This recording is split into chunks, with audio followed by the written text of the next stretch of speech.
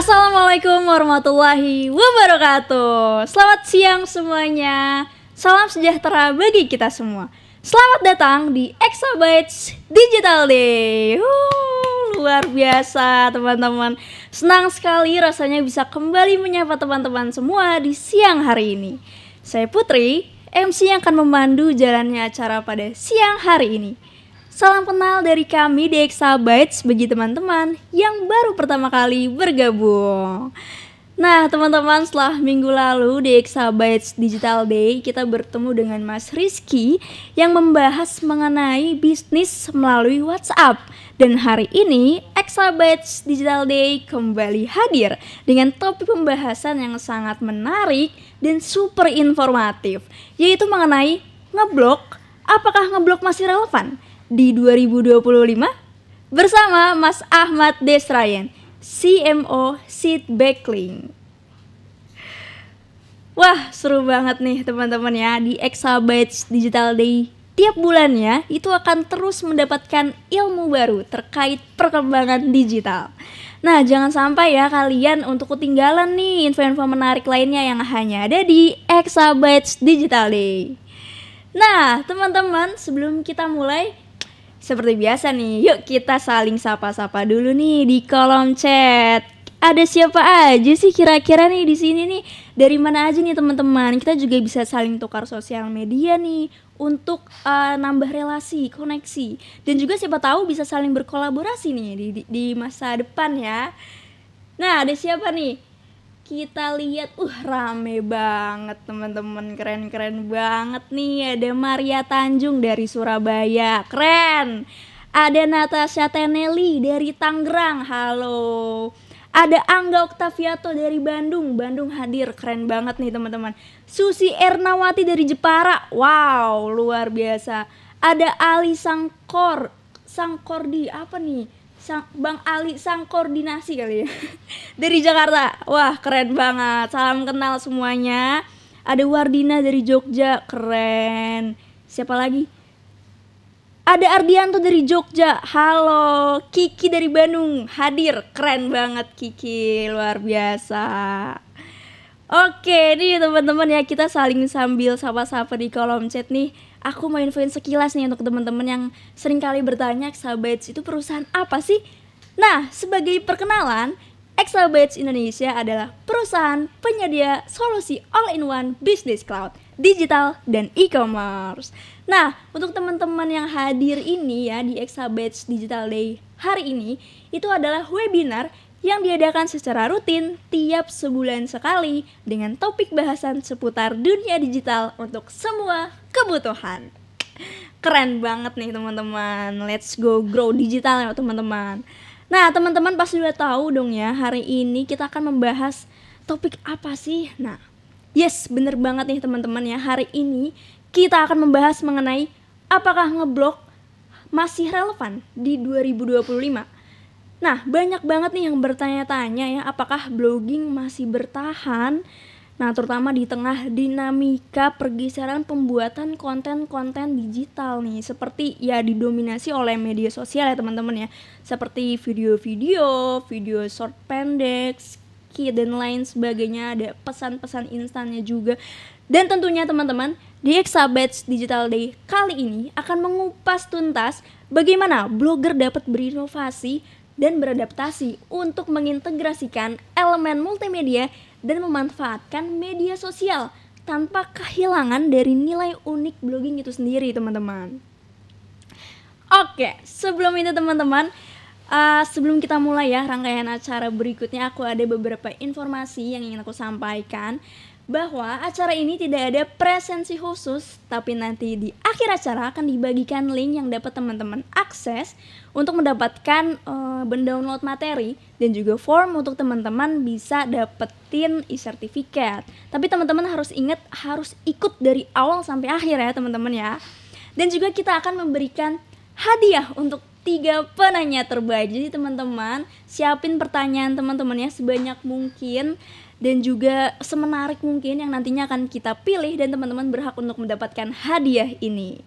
Selain itu jangan lupa juga untuk follow sosial medianya Exabytes. Ada di Instagram, di Facebook, di YouTube, di LinkedIn, di TikTok, di X juga ada teman-teman. Karena ada banyak informasi mengenai produk, promo, konten-konten Exabytes dan juga pastinya event-event keren Exabytes lainnya. Jangan sampai ketinggalan teman-teman, di follow sekarang. Nah, sebelum itu aku mau infoin juga nih, yaitu ini dia. Nah, buat teman-teman yang sedang mencari domain dan hosting untuk website kalian, langsung aja teman-teman beli di Exabytes. Kalian akan mendapatkan banyak banget keuntungan dan juga kesempatan untuk memenangkan mobil wuling dengan mulai kumpulkan entry sebanyak mungkin nih teman-teman. Cara gimana? Langsung aja teman-teman masuk ke https://exabytes.co.id/extravaganza. Jangan lewatkan kesempatan ini ya teman-teman, karena hanya sampai 31 Desember 2024. Let's go teman-teman, kapan lagi beli domain hosting dapet wuling. Nah, selain itu nih teman-teman, selanjutnya ya teman-teman yang ingin mendapatkan update juga mengenai tren terbaru di dunia marketing untuk mendapatkan strategi dan juga solusi-solusi yang tepat yang bisa teman-teman terapkan di bisnis teman-teman. Pas banget untuk ikut event Exabytes yang satu ini, yaitu Marketing Fest teman-teman. Acara ini gratis teman-teman, gratis dan tepatnya itu di tanggal 10 Desember 2024 di Sohana Hall Jakarta. Nah teman-teman, registrasi sekarang juga ya teman-teman. Ini acara gratis, banyak banget speaker keren yang bakal sharing-sharing di sana, dan juga kita bakal ketemu di sana. Dan cara gimana? Langsung aja untuk masuk ke marketingfest.asia/id. Nah nanti linknya akan kita share nih teman-teman ya. Langsung aja teman-teman untuk daftar, dan juga bisa teman-teman langsung klik link di bio Instagram Exabytes. Nah di sana teman-teman bisa langsung daftar. Acaranya gratis teman-teman. Yuk langsung daftar sekarang. Let's go be a rockstar marketer. Nah teman-teman, tanpa berlama-lama lagi sepertinya nih, langsung aja ya kita mulai rangkaian acara Exabytes Digital Day hari ini dengan sambutan dari Country Manager Exabytes Indonesia, Bapak Indra Hartawan. Kepada Pak Indra, kami persilakan.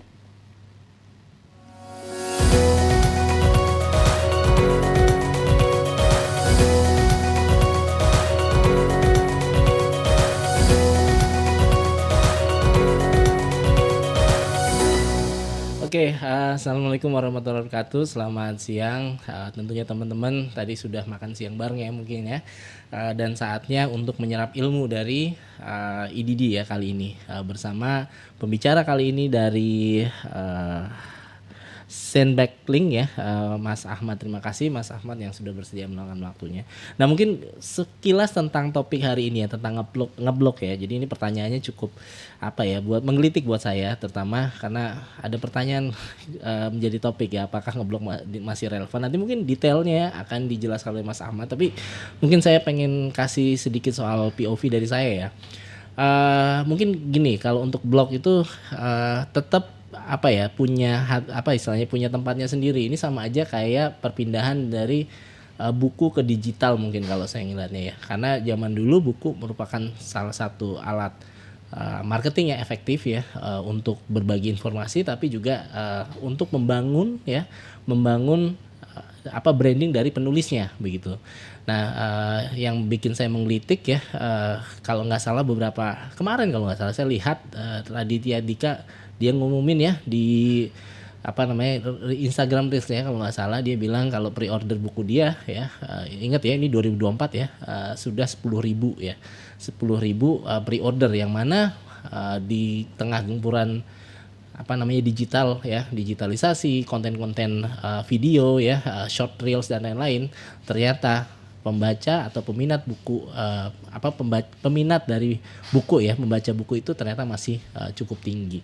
Dan dia juga bilang kalau nggak salah ini pre-order terbesarnya ya, tertingginya ya semenjak dia publish buku. Jadi mungkin the same thing ya, kita ngelihat memposisikan itu sebagai blog ya. Jadi walaupun blog mungkin tidak dianggap, kalau saya bilang dianggap sesuatu yang tidak relevan, outdated dan lain, nyatanya masih banyak yang menghasilkan uang dari situ. Jadi mungkin itu dari POV saya, tapi kita lihat nanti dari Mas Ahmad.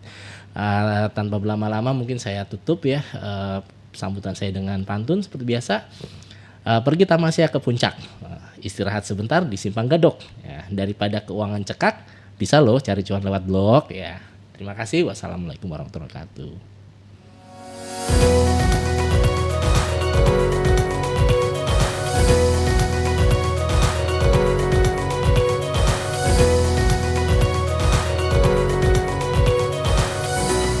Cakep, pantunnya mantep banget nih.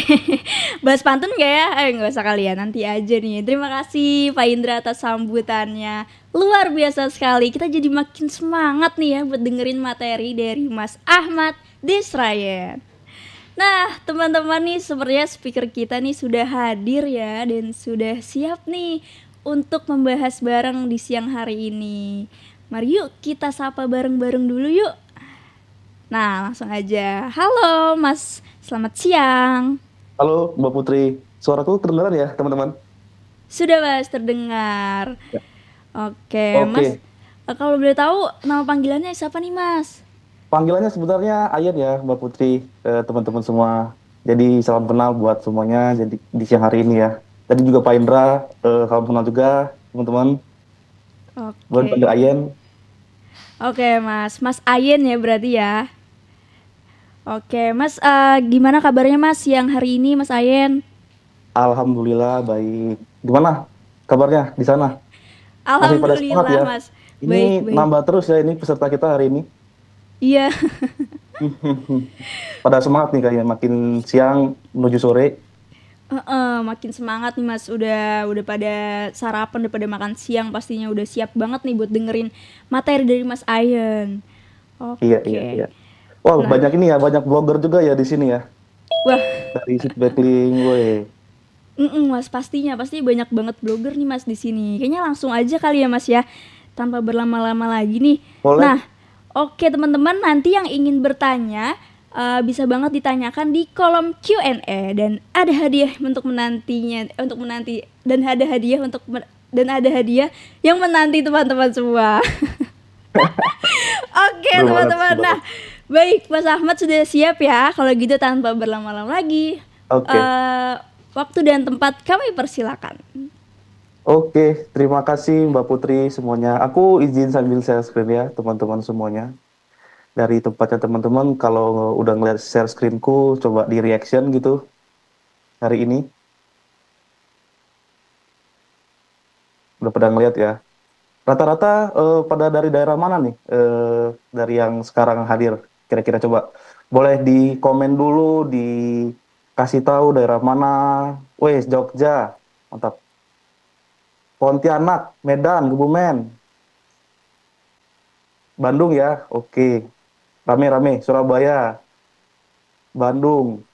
Banyak ya dari daerah, oke, Jabodetabek, rame nih, Jogja, Jogja. Pada ngeblok semua nggak nih kira-kira teman-teman? Hari ini atau kira-kira blognya udah seperti apa? Nanti bakal di-sharing ya terkait dunia blog ini. Wis, aktif ngeblog, mantap. Ya, ya ada yang dari jauh ya, ada yang di Singapura katanya, wah mati suri. Oke, oke. Boleh nanti kita mungkin kita saling update juga ya di sini sesi kita hari ini. Jadi kita saling update juga, kita juga nanti saling sharing juga ya dari sisiku melihat blog itu seperti apa, dan sepertinya sekarang kita udah banyak ya, udah nggak kayak zaman dulu lah. Mungkin sebelum zaman-zaman 5G gini-gini dulu kan orang banyak banget ngeblog ya, pakai blogspot, yang zaman-zaman blogspot, bahkan masih ada pakai blog detik mungkin dulu. Sekarang kan event banyak sekali teman-teman yang bisa ikutin ya. Event seperti yang kita sekarang, Exabyte dulu kan seingatku, kalau ada yang ingat, kalau mau ada event yang paling gede dulu ada Pesta Blogger, kalau ingat-ingat ya dulu zaman-zaman masih di Detik, blog Detik dulu. Sekarang udah rame banget yang namanya ngeblog, udah seperti ilmunya banyak ya, seperti kacang goreng ya.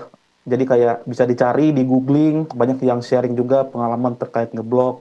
Kemudian blog ini juga harusnya juga sekarang teman-teman janganlah merasa sendiri lagi ya. Kalau dulu kan ngeblog, waduh guys, sendiri banget. Kalau pengen tanya, paling lihat ke forum gitu, ID atau forum Kaskus dulu juga masih ada aktif beberapa, sama grup-grup blogger yang di Facebook juga masih rame terkait ngeblog. Dan blog ini sebenarnya kan bagian yang penting ya.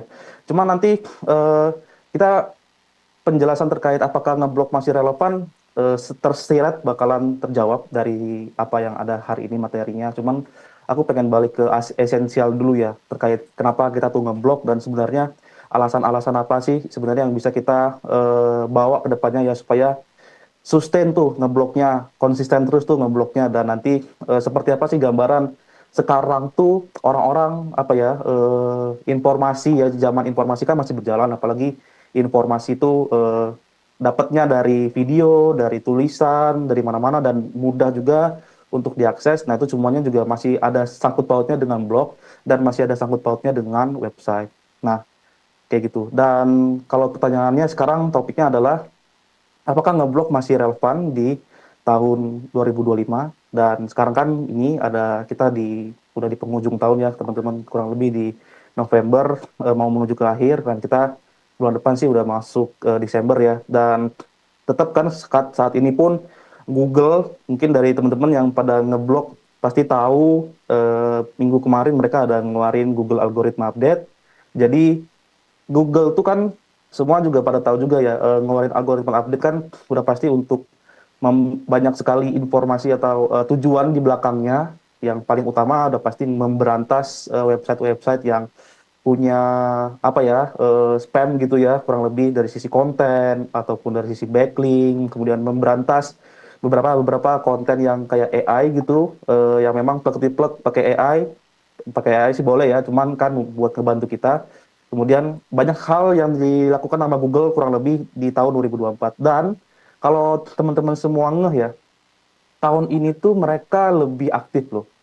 Kalau dilihat nanti kan coba di googling aja Google Algorithm Update 2024, kan ada ya biasanya tahunnya ya 2023, ada timelinenya tuh. Tahun ini lebih aktif, justru lebih aktif ketimbang bahkan 2014, 10 tahun yang lalu, atau di bawah 2014. Nah, itu kan berarti tersirat ya sebenarnya kan keaktifannya mereka itu berasal dari keaktifan orang-orang yang memang secara di belakang tuh kan bikin konten teks, yang mana kontennya semakin banyak. Google pun ya dengan jumlah yang semakin banyak, pertambahan konten itu semakin beragam juga pertambahan konten itu, maka mereka juga harus melakukan bersih-bersih lah ya supaya search engine mereka tuh rapi, bersih, enak dilihat, tetap relevan intinya. Nah, itu udah kayak titik awal gitu kalau kalau zaman informasi ini masih terus berlanjut. Bahkan kita sama-sama tahu ya, sekarang tetaplah mencari informasi. Google itu search engine itu kurang lebih, kalau Google udah masih nguasain 90% search engine market di Indonesia khususnya. Dan ada juga ya teman-teman juga tahu beberapa search engine lain yang bukan Google atau bukan text based gitu, kayak YouTube, kemudian kayak sosmed-sosmed lain yang memang formatnya berbeda, tapi percayalah di belakangnya tetap ada yang namanya teks, tetap ada yang namanya caption, dan nulis-menulis, kemudian informasi itu berawal sebenarnya dari teks. Mau itu kita bikin format video konten, kita tetap harus siapin research di belakang, kita tetap harus bikin teksnya juga, harus mikirin captionnya juga. Kemudian kita bikin blog, apalagi yang website yang kita taruh di dalam halaman website kita. Cuman kita masuk ya ke dalam materi sore hari ini, siang hari ini, teman-teman. Jadi, nah, agendanya sih kurang lebih ini ya, aku pengen jelasin dulu sih, kayak sebenarnya sih kita tahu semua lah ya, nomor satu, dua, kurang lebih kayak how user start gitu ya. Kemudian nanti aku jelasin, kemudian kita update terkait internet growth, kita juga bakal coba lihat sekarang tuh seperti apa sih sebenarnya kita punya kesempatan gitu ya, berjuang atau punya andil di dalam zaman informasi ini. Kemudian saya share sedikit terkait website dan blogger sekarang di zaman saat ini. Nah, kalau kan kita bicara terkait blog ya, belum akan bilang ngomongin blog secara mendalam dulu. Kita tuh mesti tahu dulu ya, teman-teman, mengerti kayak how user start sebenarnya kan. Jadi, kalau kita mau ngebahas terkait ngeblok lebih jauh, kita coba telaah lagi ya kembali ke kebiasaan kita sebagai user di internet khususnya, apalagi punya device baru gitu ya, atau kita punya HP baru gitu ya, untuk mengakses apa, kemudian kita perlu cari tahu bagaimana eh, interaksi kita dengan sebuah layanan, kemudian kita juga perlu tahu dulu bagaimana sih sebenarnya user start itu, dan apa artinya sih how user start. Contoh nih ya, misalkan kita punya yang namanya device, nanti nah ini ya, kita punya device baru, kemudian apa yang pertama kali akan kita install kalau kita punya laptop baru. Kecuali kalau laptopnya memang buat buat game ya, pasti install game dulu deh. Tapi setelah install game, pasti akan install browser ya teman-teman ya. Biasanya kan browser bawaan, itu kan ada ya, kalau di Windows kita punya Edge, kemudian kalau di Mac kita punya Safari, tapi kan kadang kurang maksimal, kita tetap install lagi aja Chrome. Kadang juga kita ada kebutuhan khusus install lagi yang namanya DuckDuckGo, kemudian juga install lagi yang namanya Firefox. Nah ini kan cara-cara user memulai ini ya, ini kayak awal banget nih sebelum user atau reader gitu ya, atau orang-orang mengakses sebuah informasi, kita mesti paham dulu dari mana mereka memulai. Udah pasti ini tahu semua, dan kita sebenarnya kan nggak ngeh juga kalau ini yang kita lakukan kadang kalau kita punya device baru. Kemudian, nah tadi kalau tidak install browser pun juga sebenarnya yaitu tidak apa-apa, tapi sebenarnya ketika ingin mengakses informasi, tetap kita akan menggunakan browser bawaan device. Misalkan gini, yang aku mau ambil di sini adalah ketika kita ingin mengakses informasi dari manapun asalnya, baik itu di HP, di device kita, di laptop, kemudian mengaksesnya melalui app gitu ya. App-nya mungkin beragam, bisa dari Instagram, bisa dari Twitter, bisa dari sosmed lain, bisa dari sebuah game gitu ya, atau sebuah aplikasi tertentu. Maka ketika kita mau mengakses sebuah informasi di dalam aplikasi-aplikasi tersebut, kita secara nggak langsung juga mengakses sebuah website, mengakses sebuah URL.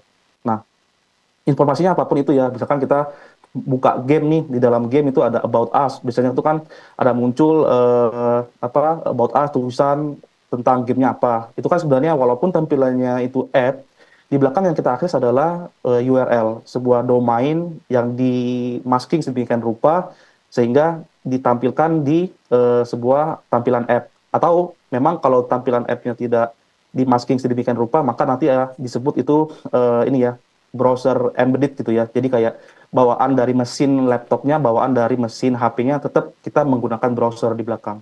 Nah, tadi contohnya kalau kita pas install sesuatu, punya HP, punya laptop yang baru, kita pasti cari-cari apa yang pertama kali diinstal. Bahkan ada meme-nya kadang ya, yang akan diinstal pertama kali adalah buka Edge, kemudian buka Chrome gitu. Itu seingatku ada meme-nya, kemudian orang apa tetap akan melakukan hal-hal yang sama kalau mereka mau mengakses informasi. Bahkan kalau nggak mereka install Chrome atau Firefox pun, mereka tetap akan menggunakan browser default. Nah, melihat kebiasaan-kebiasaan ini, sebenarnya kan kalau kita tarik lagi ke belakang, yang tadi pertanyaannya, apakah sebuah blog ya atau sebuah website itu masih relevan atau enggak di tahun 2025? Itu kan berarti kalau dilihat dari secara kebiasaan, dan kita kalau melihat esensialnya ya, yang diakses ujung-ujung adalah URL, ujung-ujung adalah web browser, ujung-ujung adalah nama domain. Walaupun nama domainnya di belakang itu adalah sebuah app deep link, biasanya itu tetap terkonek dengan website dari app-nya itu sendiri. Tetap lagi-lagi domain website yang diakses di belakang. Nah, kemudian dari sana kan sebenarnya pertanyaannya balik lagi ya, kalau gimana tadi kalau yang diakses adalah informasi yang datang dari app atau datang dari sebuah aplikasi, yang mana sebenarnya kita secara tidak langsung tidak mengakses web kan. Sebenarnya yang terjadi di belakang pun adalah kita mengakses informasi yang ada di web. Mostly begitu teman-teman. Jadi misal kita pengen akses sebuah aplikasi yang kita install gitu ya. Ya kalau kita install berarti kita akan mengakses sebuah deep link. Kalau di aplikasi, di app itu kan untuk untuk mengakses sebuah screen, satu screen. Kalau di app itu kan disebutnya bukan page ya, screen, page, screen begitu. Itu pasti akan selalu punya URL. URL itu ya URL app-nya. Biasanya URL app-nya ini di belakang tuh di masking dari halaman web halaman website. Atau kalaupun tidak ada website, di belakang juga sebenarnya ada informasi-informasi yang mana sebenarnya itu adalah hasil dari sebuah tulisan gitu ya, hasil sebuah informasi. Tapi jarang-jarang ya ada informasinya tidak dipublis juga di website. Kadang sebuah app ada, misalkan ada halaman about-nya, di halaman websitenya juga pasti ada kayak gitu ya. Kemudian kalau kita mengakses sebuah halaman website di tempat katakanlah website pemerintah begitu ya, ada tentang penjelasan terkait organisasi pemerintah tersebut di websitenya. Kalaupun ada app-nya juga akan consume informasi yang ada di websitenya. Jadi ujung-ujung website ini betul-betul jadi backbone, betul-betul jadi tempat di mana kita nge-store informasi. Karena apa? Orang nggak akan install app dulu gitu kalau nggak ngerasain atau nge-experience webnya. Dan udah pasti semua device dan udah pasti semua laptop gitu ya, device tadi kan bisa mobile, HP, bisa aja laptop itu mempunyai browser. Nah, mau diinstal ataupun enggak udah pasti punya. Contohnya tadi kan ada Safari, ada Edge yang di Windows, kalau di Android juga punya Chrome begitu. Sama juga kayak di Apple, iPhone juga punya yang namanya Safari. Nah, ujung-ujung adalah mengakses browser. Orang belum akan install app karena app ini tuh app itu lebih akan berpikir dua kali orang menginstalnya ketimbang di browser. Kalau browser kan udah tinggal kita link aja ya, klik link atau klik nama domainnya, klik URL-nya begitu. Kalau app kan kita kadang mau nginstal 50 MB bahkan atau 10 MB pun kadang mikir gitu. Karena ya ada seringnya kita berpikir ujung-ujung kan ini 10 MB nanti lama-lama gede nih 100 MB. Kita kan mikir oh mending nanti aja deh, mending klik linknya dulu aja buat akses informasinya ataupun kalau cari-cari websitenya ya kita akses dulu websitenya ketimbang install app-nya begitu. Nah jadi app itu nggak akan diinstal kayak kita perlu mikir dua kali kecuali memang butuh banget ya. Itu udah pasti teman-teman punya app yang default ya masing-masing ya di HP-nya. Tapi kalau website, nah semua orang butuh, semua orang bakalan mengaksesnya via browser, mau itu udah pasti default tadi udah ada, ataupun kita install sendiri gitu, kalau memang kurang secara fiturnya. Nah, mengenal how user start ini juga penting, karena kita juga perlu tahu ya, alasan di belakang, memang selain, mungkin teman-teman di sini yang udah pernah ngeblok, kayak alasan di belakang itu kayak, oke lah cuan, oke lah udah pernah tahu buat ngeblok, kemudian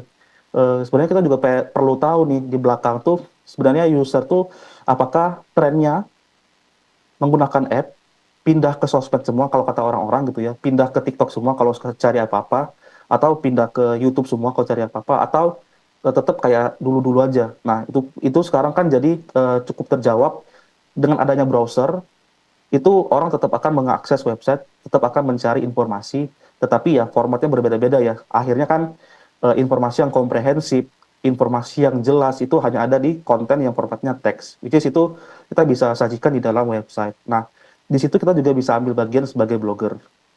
Nah, kurang lebih begitu ya. Kemudian ya tadi balik lagi cara kerja internet, link, browser itu ya internet kurang lebih link and browser ya. Kadang kan sering banget ya teman-teman kita lihat di sosmed, bagi linknya dong gitu, share linknya dong. Kemudian mana linknya kemarin? Kemudian part-part lain yang udah jadi kebiasaan sehari-hari ya.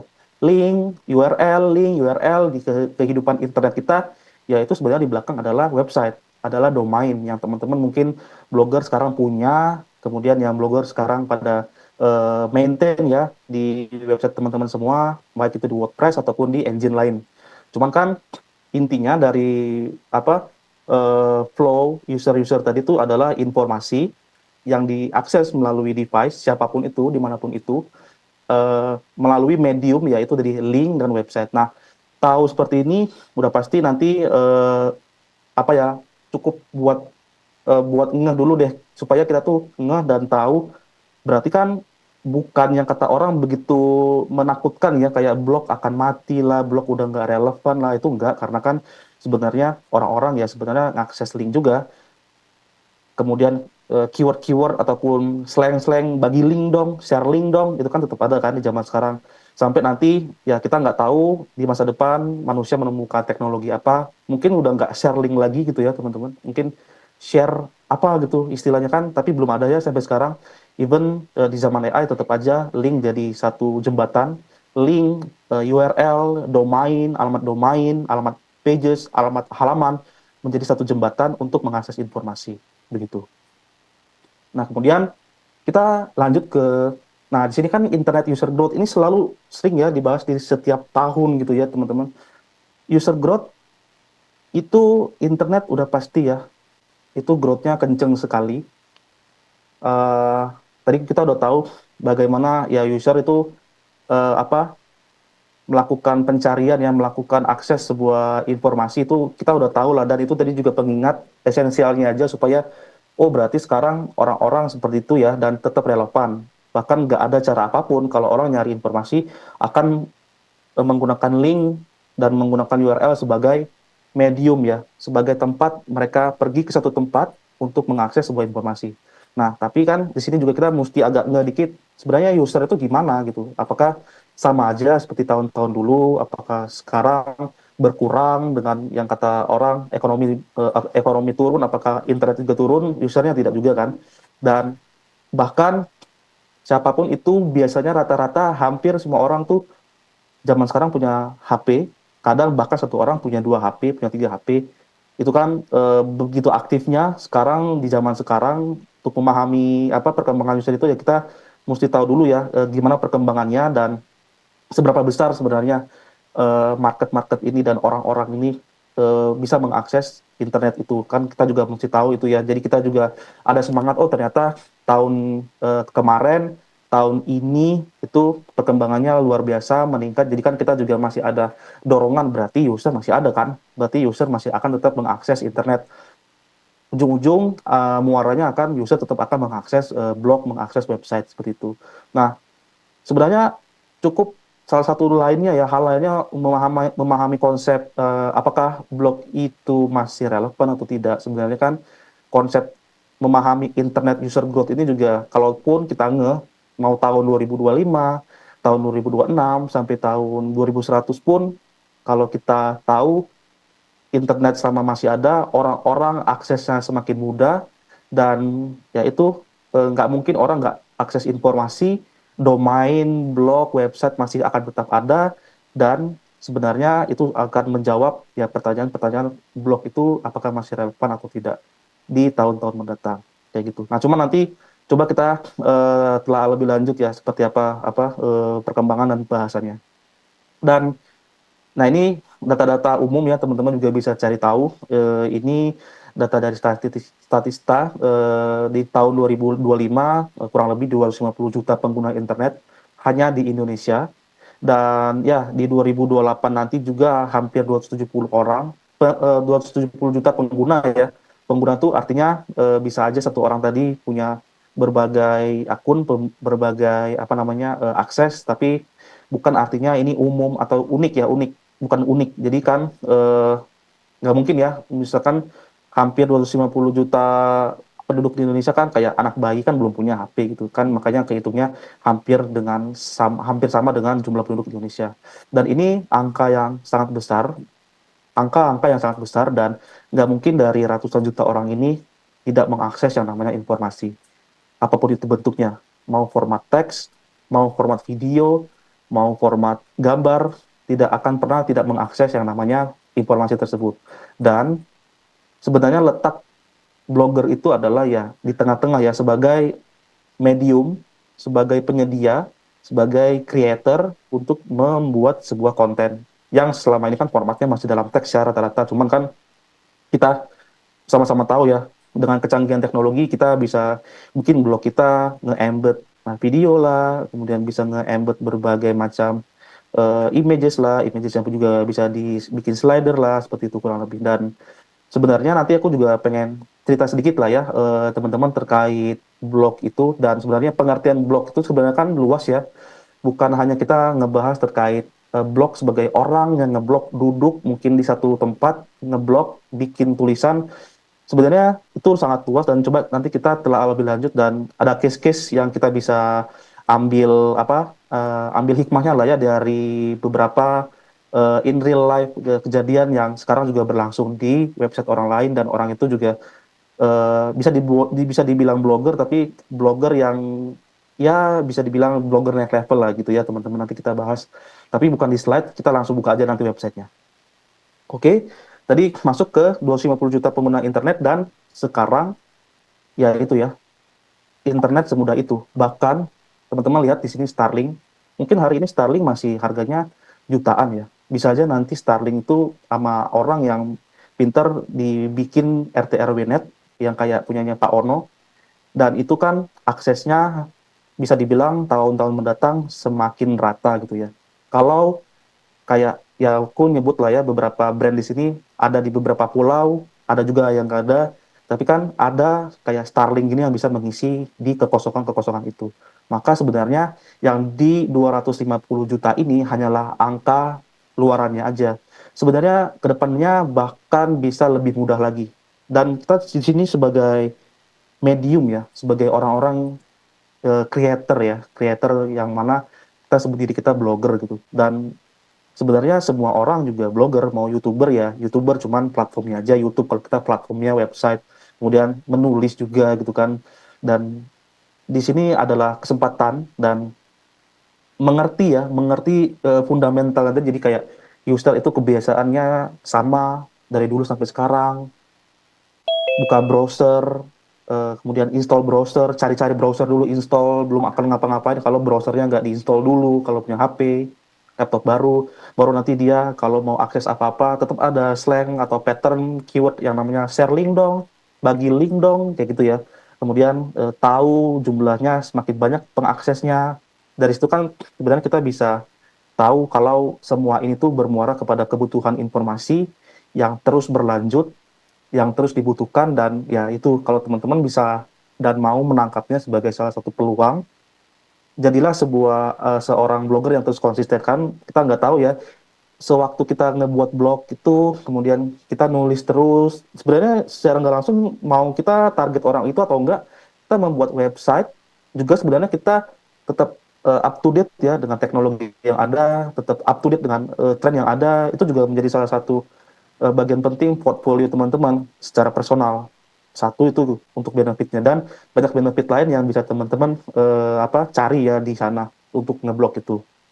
Dan kalau jawabannya, kalau pertanyaan terkait apakah ngeblok itu di 2025 masih relevan, ya udah pasti jawabannya iya kan, kalau gitu. Kemudian yang tadi ya, kita sebagai penyedia informasi, dan kita mulai masuk ya nanti ke bahasan case-case tertentu ya, dan beberapa case-case yang memang terjadi saat ini dari segi blog gitu. Nah, sebagai penyedia informasi, nah informasi diakses dari link web atau aplikasi melalui link ataupun melalui deep link ya. Kita sebut kalau orang mau ngakses satu screen halaman HP, biasanya itu disebut deep link, di belakangnya ada URL juga, dan kemudian diakses melalui device teman-teman atau user-user lain. Nah, di sini juga kita use case-nya katakanlah gitu wisata ya, memahami user intent tadi. Jadi gambaran umum bagaimana calon reader, calon user itu menemukan sebuah ya itu ya apa yang mereka ingin cari. Katakanlah mau produk, mau jasa, mau real informasi atau pure informasi tadi, dari awal banget mereka katakanlah udah punya laptop lah, katakanlah udah punya HP lah, mereka udah mulai browsing gitu ya, mau cari informasi apapun itu. Kebetulan di sini usernya adalah orang yang lagi cari tempat wisata gitu. Aku cerita aja ya. Jadi mungkin nanti jadi bisa gambaran kita mau ambil di bagian mana sih kira-kira opportunity yang kita bisa ambil gitu ya dari sisi ngeblok ini. Ataupun nanti aku juga mau kasih tahu beberapa case yang bisa sedikit membuka mata supaya kita tuh nggak berpikir ngeblok ini tuh benar-benar kayak tadi ya, duduk di rumah, nulis, selesai, update plugin gitu ya, sudah terupdate, kemudian kalau tiba-tiba down baru ngecekin hosting apakah penuh atau enggak, itu kan eh, daily lah ya, dan kita sebagai blogger udah paham kurang lebih kalaupun memang udah pada ngelakuin, tapi kan itu hal-hal yang umum. Tapi nanti coba aku share sedikit terkait apa yang terjadi dan bagaimana sih kedepannya kita tuh bisa menjadi seorang blogger yang ya kalau di luar negeri orang bilang pro blogger, bahkan bisa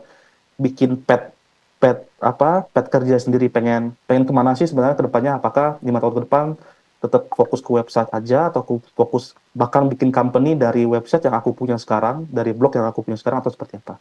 Tapi memahami dulu nih user intent, jadi user journey dari seorang user gitulah ya, katakanlah user ini si ya Ayen misalkan ya teman-teman, namaku Ayen tadi kan pergi ke dalam pengen pergi ya berwisata, ini kan case-nya wisata. Kemudian kita kan kalau berwisata ini ya selalu eh, ngeplan dulu ya teman-temannya. Bahkan bahkan sebelum ngeplan itu kita pasti ada reason gitu di belakang kenapa kita pergi gitu ya. Pergi trip gitu atau pergi berwisata atau pergi ke tempat-tempat yang kita pengen gitu. Udah pasti itu kan kayak ada trigger-trigger ya, bisa dreaming. Dreaming itu kayak kita pengenlah datang ke tempat yang dingin gitu ya, sejuk, ataupun pengen refreshing gitu, kena air di pantai, ataupun ngelihat teman ada jalan-jalan tempatnya unik, kita kan ke trigger juga itu kan bagian dari sebelum plan.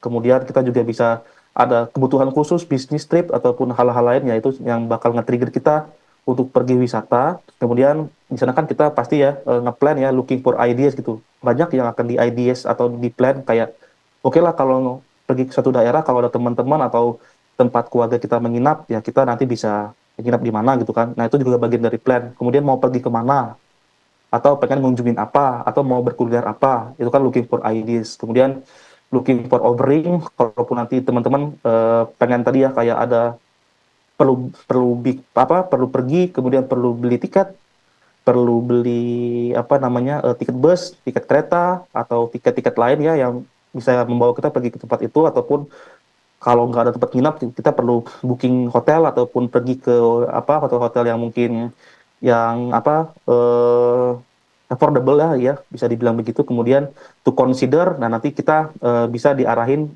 kayak tadi cuman awalnya cari informasi aja, kemudian kita bisa sampai ngeluarin kocek gitu ya. Akhirnya kita ya udahlah, kita mau pergi ke sini, kita mau plannya ini, mau nggak mau uang sedikit pun ada sedikit uang bakal keluar untuk ngebeli tiket ataupun ngebeli hal-hal yang dibutuhkan untuk persiapan pergi.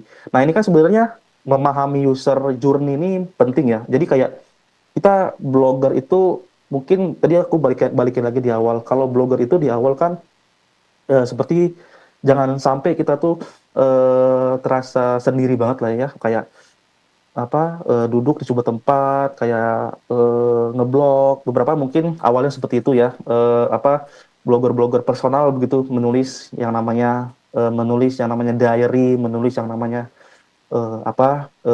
pengalaman. Cuman kan kalaupun yang pengen-pengen nih ngeblog yang memang yang memang mau serius gitu ya, memahami part-part begini tuh penting banget karena kita bisa ambil bagian di mana nih sebagai blogger.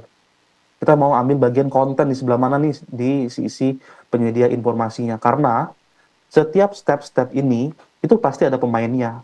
Nah, di sana kita bisa tahu kita mau ambil di mana nih gap yang kita bisa isi gitu. Dan kita ngelihat pemainnya siapa aja. Apakah sesama blogger, apakah sesama company, apakah company atau perusahaan tertentu, atau justru kita bersaing dengan forum gitu ya. Itu kan dari memahami ini kita tahu tuh nanti informasi apa aja yang kita mau sajikan dari journey user tadi ya, yang punya pengen akses dari websitenya dia, dari device-nya dia, kemudian masuk ke dalam halaman eh, domain ya, masuk ke dalam URL, kemudian kita di sana kalaupun kita punya kontennya ya kita berkesempatan juga untuk bisa nge-ranking, berkesempatan juga konten kita ditemukan oleh orang lain selama kita ngeh dulu nih user intentnya.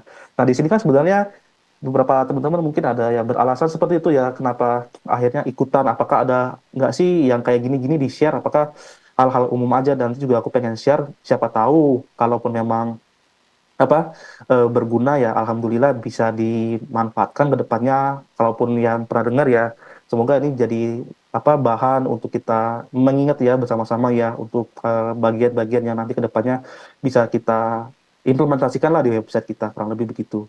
Nah, kemudian kan tadi kita tuh udah paham tuh yang tadinya user kita tuh mau ngapain ya, calon reader kita tuh mau ngapain ya.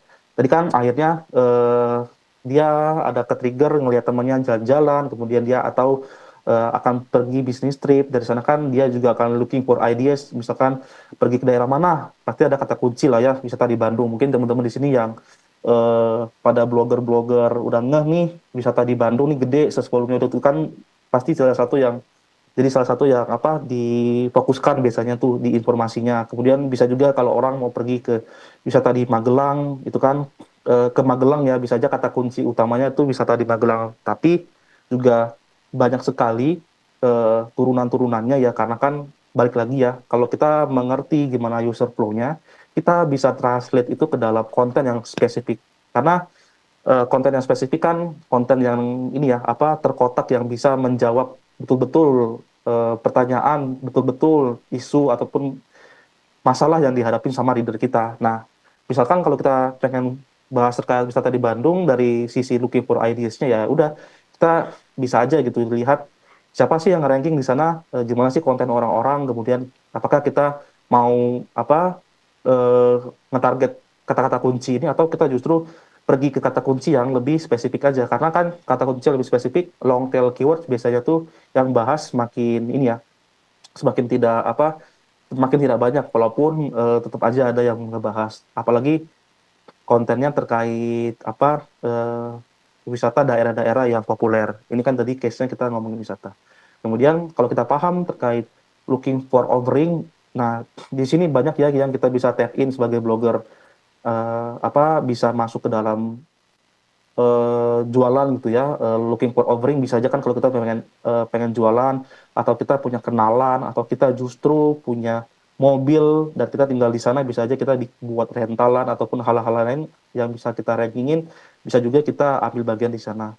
Kemudian to consideration sampai kita bisa aja bikin konten terkait harga paket, harga jualan, siapa tahu nanti ada yang nyangkut secara affiliate. Nah, tetapi memahami journey ini sebagai blogger tidak serta-merta harus semuanya juga kita implementasikan di blog kita. Karena apa? Udah pasti di dalamnya kita mesti prioritaskan. Baik lagi ya, kita sebagai blogger kan awalnya banget ngeblog udah pasti sendiri. Kalau pasti sendiri mungkin ya ada teman-teman kita lah ya, 2-3 orang. Tapi kan again, tenaga, waktunya tidak se fleksibel itu dan sebanyak itu ya kalau kita mau fokuskan ke semua ini gitu. Apalagi kalau dilihat tadi, nah perlu dilihat juga dari kata kunci ini, halaman-halaman ini siapa aja yang saat itu lagi nge-ranking, yang lagi nge-fokusin. Jadi kita bisa tahu nih mau fokus yang sebelah mana. Nah, sebenarnya agak jauh nih dari ngeblok itu di 2025 apakah masih relevan atau tidak? Udah pasti kan kalau kayak gini jawabannya udah pasti relevan. Nah, sebenarnya ini kan possible journey kalau kita balikin lagi, ini kan hanya di wisata ya. Kalau kita balikin ke industri lain, ya sama ya sebenarnya industri apapun itu mirip pasti akan punya yang namanya journey. User nyari apa, awalnya dia punya masalah apa, kemudian kita bisa tawarkan apa. Tapi di sini kita mau ambil bagian sebagai blogger gitu kan ya, sebagai penyedia informasi, orang yang bikin konten. Kemudian kita ya coba cari yang mana sih yang kita bisa kasih secara kita punya resources, kita punya waktu, nanti kita coba bikin di sana dan kita coba lihat siapa sih sebenarnya kompetitornya kayak gitu. Dan blogger itu sebenarnya kelebihannya adalah kita bisa ngebawa pengalaman, ngebawa nama diri kita sendiri udah pasti karena kalau kita lihat konten ya, misalkan adalah perusahaan-perusahaan yang mungkin ngebahas terkait wisata di Bandung, wisata di Magelang, mereka itu sulit untuk ngebawa nama kayak writernya mungkin si Ahmad, writernya si Ayen kerjanya di sebuah perusahaan eh, X Travel gitu ya, dia bakal sulit tuh meyakinkan orang-orang kalau kontennya itu betul-betul konten yang dia tulis sebagai konten yang pengalaman karena kan memang kontennya dibikin ya hanya untuk cari traffic. Kalau kita blogger, kita bisa ambil tuh yang namanya advantage apa kelebihan-kelebihan di sisi kita yang kayak kita bisa bikin konten point of view pengalaman berwisata di Bandung bersama keluarga tahun berapa. Nah, itu kan kayak apa confidence level dari sisi writing dan dari sisi readernya juga bertingkat ya semakin bertambah dan di situ di sisi blogger yang bisa kita ambil bagian juga karena kan masih banyak ya orang cari terkait pengalaman review kemudian pengalaman pergi gitu ya pengalaman membeli kemudian review produk itu kan betul-betul datang dari pengalaman, experience, dan kita bisa tuangkan ke dalam journey yang ada di dalam user-user itu. Nah, itu bisa klien, bisa user nanti sebutannya. Cuman, nah apa, memahami langkah-langkah ini juga penting supaya kita ya dengan waktu, tenaga yang kita punya, kita bisa tepat sasaran gitu ya. Mau bikin konten yang mana, jangan sampai ngelihat, wah kayaknya nih bisa nih ngeranking harga tur gunung di Malang gitu ya. Terus kita coba ranking, and then ya kalau kita belum ada apa, oke lah ngeranking. Yang nyari kan semakin ke kanan kan semakin sempit ya, semakin kecil ya volumenya ya. Tapi kan kalau nge-ranking pun ya kalau nggak kita maksimalkan dengan yang namanya kita berpartnership, cari tahu siapa sih tour guide di sana yang kita bisa jualin. Kalaupun ada nanti nyangkut, kalau kita nge-ranking ya kita bisa aja dapat komisi. Nah itu juga penting kalaupun teman-teman pengen ada ambil bagian di sisi consideration. Tapi kan ada effort-effort lain yang perlu teman-teman lakuin, misalkan berpartner dengan siapa kenalan kita di Malang, siapa tahu mereka punya tour yang bisa kita promosikan juga kontennya di dalam halaman website kita atau blog kita. Tapi ya lihat lagi ya dari energi dan waktu yang teman-teman punya, apakah semua ini bisa di-cover atau justru fokus dulu aja deh ke informasi, nanti agak gede dikit trafficnya baru coba kita fokusin ke hal-hal lain yang nyangkut dengan konten kita secara keseluruhan gitu. Nah nanti bisa difokuskan ke sisi sebelah kanan, karena sisi sebelah kanan ini semakin ke kanan semakin gini ya, kayak orang masukin tangan ke kantong, yang sebelah kiri ini kalau orang masukin tangannya ke kantong itu agak jauh tuh nyentuh dompet gitu ya. Terus kalau di tengah tangannya makin ke dalam agak agak sedikit udah menyentuh gitu. Nah, kalau di sebelah kanan ini paling kanan itu ya masukin tangan ke kantong, tangannya udah nyentuh ke uang. Jadi kayak dengan circle of money-nya udah mendekati, jadi kayak intensinya juga udah berbeda setiap kata-kata kunci ini. Kayak gitu. Dan ini juga sering banget aku buat di beberapa materi ya, di semua tempat aku suka bikin event, kita sharing terkait blogger, possible journey ini sangat-sangat penting ya. Berulang kali sih biasanya tuh disampaikan ya dari tempatku, kayak kita tuh perlu tahu sih yang terkait informasi-informasi journey ini supaya nanti kita tuh tahu ya di mana kita perlu taruh konten kita. Dan ya teman-teman juga pasti beberapa di sini udah familiar dengan kata kunci kayak informasional, navigational, transaksional. Jadi semuanya ini berhubungan dengan SEO juga, berhubungan dengan blog juga, berhubungan dengan website juga. Tinggal nanti ya kita di sisi mana kita mau ambil bagiannya. Kemudian kita masuk ke website. Nah, kita tetap lanjut ke dari sisi ini ya, teman-teman, dari sisi ini case studi yang tadi si wisata ya. Jadi kan kalau kita balik ke travel journey ya. Nah, journey ini juga penting. Kalau teman-teman kan biasanya ngeblog, kita kan ngeblog kadang suka lupa arah ya. Awalnya tuh wah semangat banget tuh pengen share A, B, C tentang industri A, B, C atau industri A aja kita udah tahu nih mau ngapain, tapi kan di tengah jalan eh, kita tuh suka hilang arah gitu ya. Sebenarnya di awal banget kita tuh apakah paham nggak sih dengan apa yang kita tulis? Kalau memang niatnya memang ngeblok banget ya, tapi kan kadang niatnya yang nggak ngeblok ya jadinya akhirnya diary aja gitu. Cuma kan ngeblok itu kenapa nggak sekalian aja kita seriusin? Jadi memahami user journey, tahu bagaimana cara kerja orang pergi satu ke tempat atau ke tempat lain, kemudian ada step-step yang dilakukan calon leader kita itu penting karena kita bisa tahu nih di sisi mana kita akan masuk gitu ya. Karena kan sebagai pemilik blog, pemilik website, kita tuh bisa aja masuk ke semuanya. Misalkan di sisi sebelah kiri nih, travel journey, dreaming gitu ya, dreaming and planning gitu kan.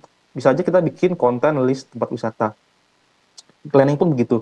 Kita juga bisa bikin konten terkait planning di wisata kayak pergi ke mana, berapa hari, berapa malam, atau planning menuju ke Borobudur. Udah pasti kan orang yang nggak tahu, coba cari tahu kan cara menujunya kemana, start dari bandara mana mungkin kan, atau start dari hotel mana, atau start dari stasiun mana, itu kan jadi planning juga kalau di blog.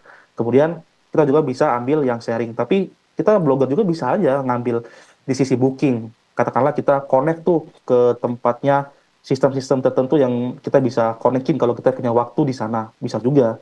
Kita juga bisa ambil bagian di sisi yang sharingnya nanti ya kita konekin dengan sosial media, kita fokuskan ada tambahin key visual, bikin desain bagus, kemudian kita gimana caranya konten yang kita bikin di blog juga bisa orang nikmati juga di tempatnya sosmed kita ataupun sosmed orang lain. Cuman kan lagi-lagi karena kita ini ya keterbatasan yang namanya apa resources, keterbatasan dengan yang namanya bukan kemampuan ya, lebih ke resources dan waktu. Kita mesti fokus dulu nih, mesti betul-betul fokus ke bagian yang kita mesti fokusin secara blok dulu. Karena kan nanti kalaupun ada plan lain, itu bisa sambil berjalan kita sambil plan.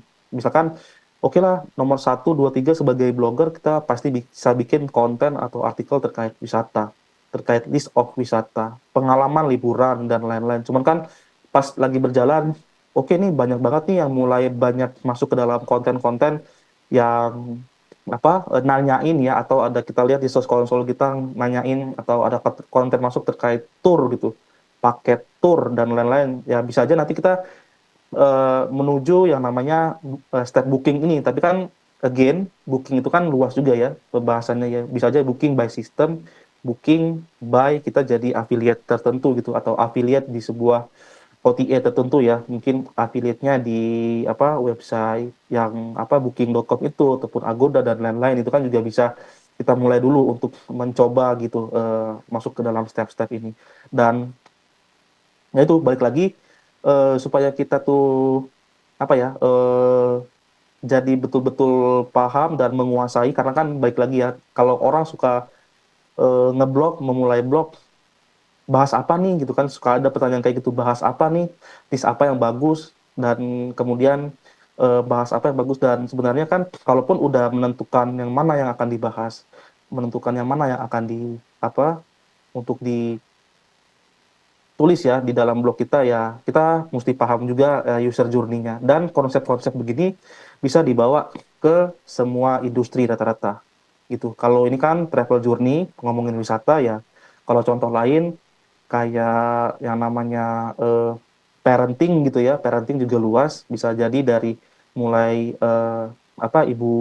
ibunya sebelum melahirkan, setelah melahirkan, anaknya besar itu juga masih parenting, kemudian masa sekolah, bahkan ada yang fokus ngejelasin parenting dari fokus yang masalah anak-anak yang sekolah. Itu kan penting juga kan, jadi ada step-stepnya juga di dalam. Jadi nanti kayak eh, ibu-ibu yang lagi misalkan oke lah aku mau bahas tentang parentingnya, parenting dari anak yang masih belum tahap usia sekolah, ya udah berarti kan bahasnya dari ibu yang tadi ya, ibu yang sebelum lahiran, kemudian step-stepnya apa aja. Biasanya tuh ada hal-hal yang mesti kita breakdown, jadi di situ kita betul-betul fokus, bisa paham, dan lalu kita bisa masukkan ke dalam konten-konten kita.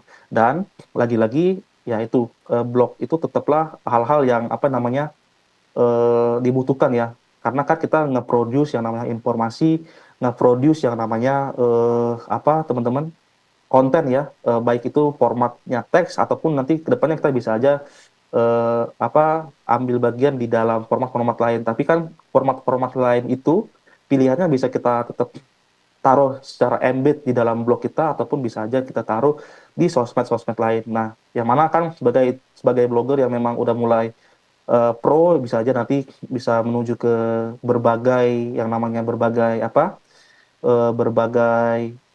sosmed ya, berbagai channel begitu kurang lebih. Dan nah, blogger ini juga kalau ditanya baik lagi ya, apakah blog atau ngeblog di 2025 itu masih relevan? Dan jawabannya tentu relevan banget. Apalagi kalau kita sekarang lihat dari berbagai macam e-commerce gitu ya, kayak e-commerce itu kita bilang e-commerce itu udah besar, kemudian mereka tetap aja ngeblog, ya kan? Mereka udah besar, tetap aja ada section-section blognya. Kemudian mungkin di tempat-tempat kayak website-website besar lainnya, semacam e-commerce yang mungkin yang sifatnya travel tadi ya, yang kayak Booking, Agoda, Airbnb, TripAdvisor, kemudian website-website besar lain kayak kita suka beli atau lihat-lihat barang-barang interior, misalkan rupa-rupa, tempat-tempat lain, mereka selalu akan ada section-section blog. Dan jadi sebenarnya section-section blog itu fungsinya adalah bukan 100% buat mereka nge-rankingin keyword-keyword utama mereka, karena mereka akan berusaha ngebantu keyword-keyword utamanya. Tadi keyword-keyword utamanya kan jelas ya, kalau orang-orang yang bahas terkait company atau perusahaan yang jawab bahas-bahas terkait jualan-jualan, udah pasti nanti bakalan fokus ke bagian yang transaksional. Tapi sebenarnya transaksional ini kan kita balik lagi ya, kalau kita ngomongin terkait harga harga kursi, harga meja, kemudian kita ngomongin produk-produk lain, harga besi, itu kan bakal jarang terupdate ya, bakal jarang ada informasi update. Maka untuk ngedapetin fokus freshness, karena kan kalau di search engine, apalagi kalau kita pengen website kita nge-ranking, perlu ada sinyal-sinyal freshness yang bisa didapat dari kita ngebikin halaman-halaman baru, yang mana itu kita bisa implementasikan ke dalam blog-blog kita atau blog-blog orang lain. Makanya kalau kita lihat kenapa sih website si Oren, padahal halamannya udah jutaan, produknya udah banyak, orang-orang juga UGC gitu ya, user generated content, setiap hari produknya bertambah, tetap aja bikin section blog. Atau si biru bisa aja kontennya udah banyak dari sisi produk, tetap aja mereka bikin halaman blog sendiri, karena yaitu mereka tetap mau pengen ada beberapa bagian yang mereka mau fokuskan dan rankingkan, dan tetap buat ngejar si halaman transaksionalnya ini nge-ranking terus dari support-support blog yang mereka buat di dalam company atau perusahaan mereka. Dan tadi seperti yang aku bilang, apakah ngeblog itu masih relevan di 2025? Dan sebenarnya kan balik lagi ya ke niatan kita gitu loh teman-teman ya, di belakang. Memulainya semua tuh apakah hanya untuk iseng, apakah hanya untuk iseng, ataukah hanya untuk membunuh waktu ya, katakanlah begitu, atau mau menjadikannya sebuah portfolio, atau bahkan bisa shifting menjadi entrepreneur gitu. Karena case-case-nya akan coba aku share juga di sini, langsung kita browsing aja nanti di sini. Jadi banyak ya cerita-cerita blogger itu, jadi jawabannya adalah iya ya. Kalau teman-teman ada pertanyaan apakah ngeblog di 2025 masih relevan, iya. Dan tapi tergantung lagi, itu bisa jadinya supaya kita sama-sama up to date ya, bisa sama-sama tahu juga, dan aku pun mengingatkan ke diri sendiri juga, karena banyak sekali studi case di luar sana dari orang yang tadinya bikin blog, bikin website yang mungkin hanya WordPress, yang WordPress banget nih, yang kayak teman-teman view source, klik kanan view source, kayak Control F itu kayak WP dash login, WP dash admin bisa dicari ya, WordPress. Kemudian orang-orang tersebut bisa dikatakan mempunyai blog-blog yang sukses atau menjadi website yang besar. Nah, aku mau share ada 2 path. Jadi path-nya itu satu, tetap menjadi sebuah portfolio, ngeblog dan meneruskan blog, menjadikan blog kita sebuah portfolio, dan difokuskan terus ya ke dalam sebuah niche yang mau kita yang mau kita fokuskan dan kita terus godok di dalamnya. Dan contoh dari aku bisa bilang itu sukses ya, yang kita bisa jadi role model. Tadi ada 2 path, satu path blogger yang pro, aku bisa bilang ini blogger pro. Kedua, blogger entrepreneur. Nah, blogger pro ini aku bisa ambil contoh satu, kita langsung googling ya. Ini harusnya bisa kelihatan ya dari sisi browserku. Kita coba, mungkin teman-teman tahu ya yang namanya Mark Wins. Nih, kita langsung googling aja.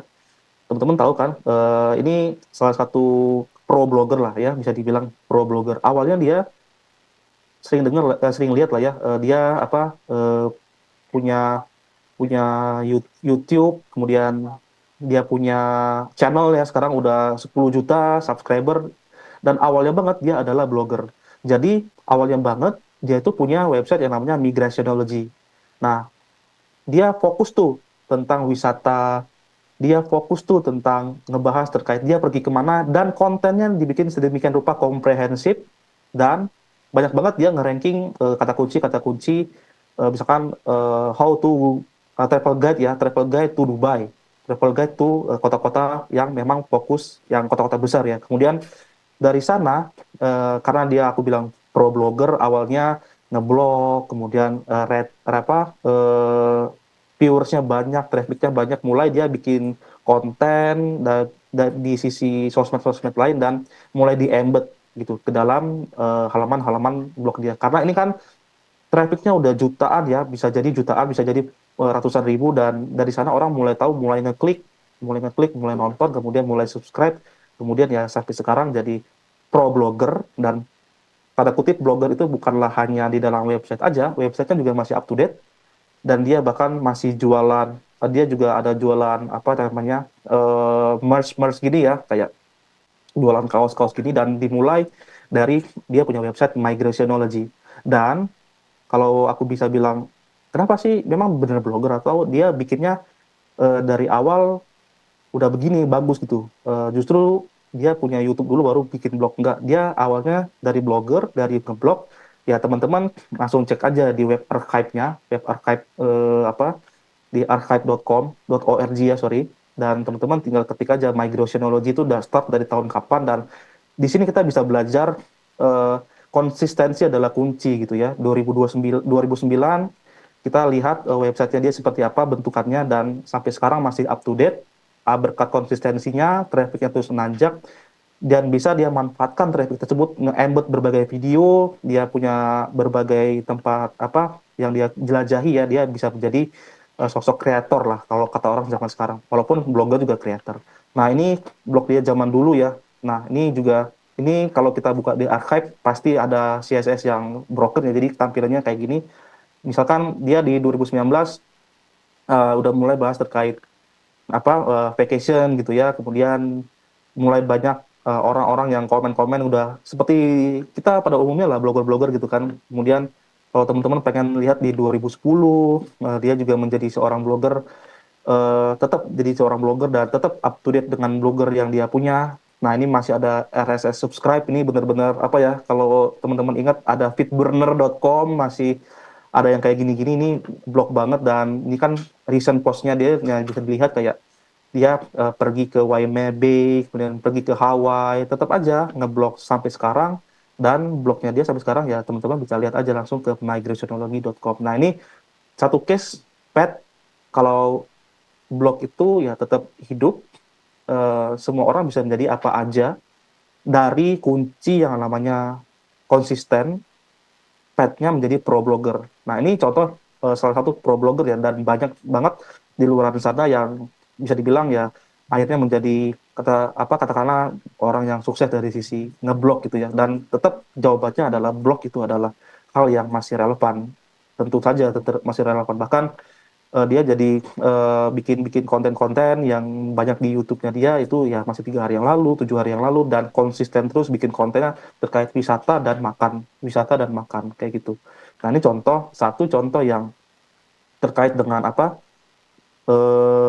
ini ya teman-teman, yang terkait dengan pro blogger. Satu lagi tadi adalah terkait dengan yang namanya entrepreneur blogger ya. Nah, ini contoh lainnya adalah ini. Aku buka di Asian Parent gitu ya. Nah, teman-teman mungkin pernah baca ya terkait di Asian Parent ini. Jadi, nah, Asian Parent yang Indonesia. Jadi, kalau teman-teman mungkin pernah baca ya, ini kan terkait sekarang dia jadi media terkait parenting, ngebahas dari sisi apa ibu dan anak, dari bayi sampai anaknya masa sekolah, dan berbagai macam kesehatan, masalah orang tua dibahas di sini. Dan memang niche-nya betul-betul di sana aja kan ya, terkait orang tua dan terkait apa namanya terkait parenting. Dan teman-teman tahu ini adalah awalnya banget dimulai dari blog.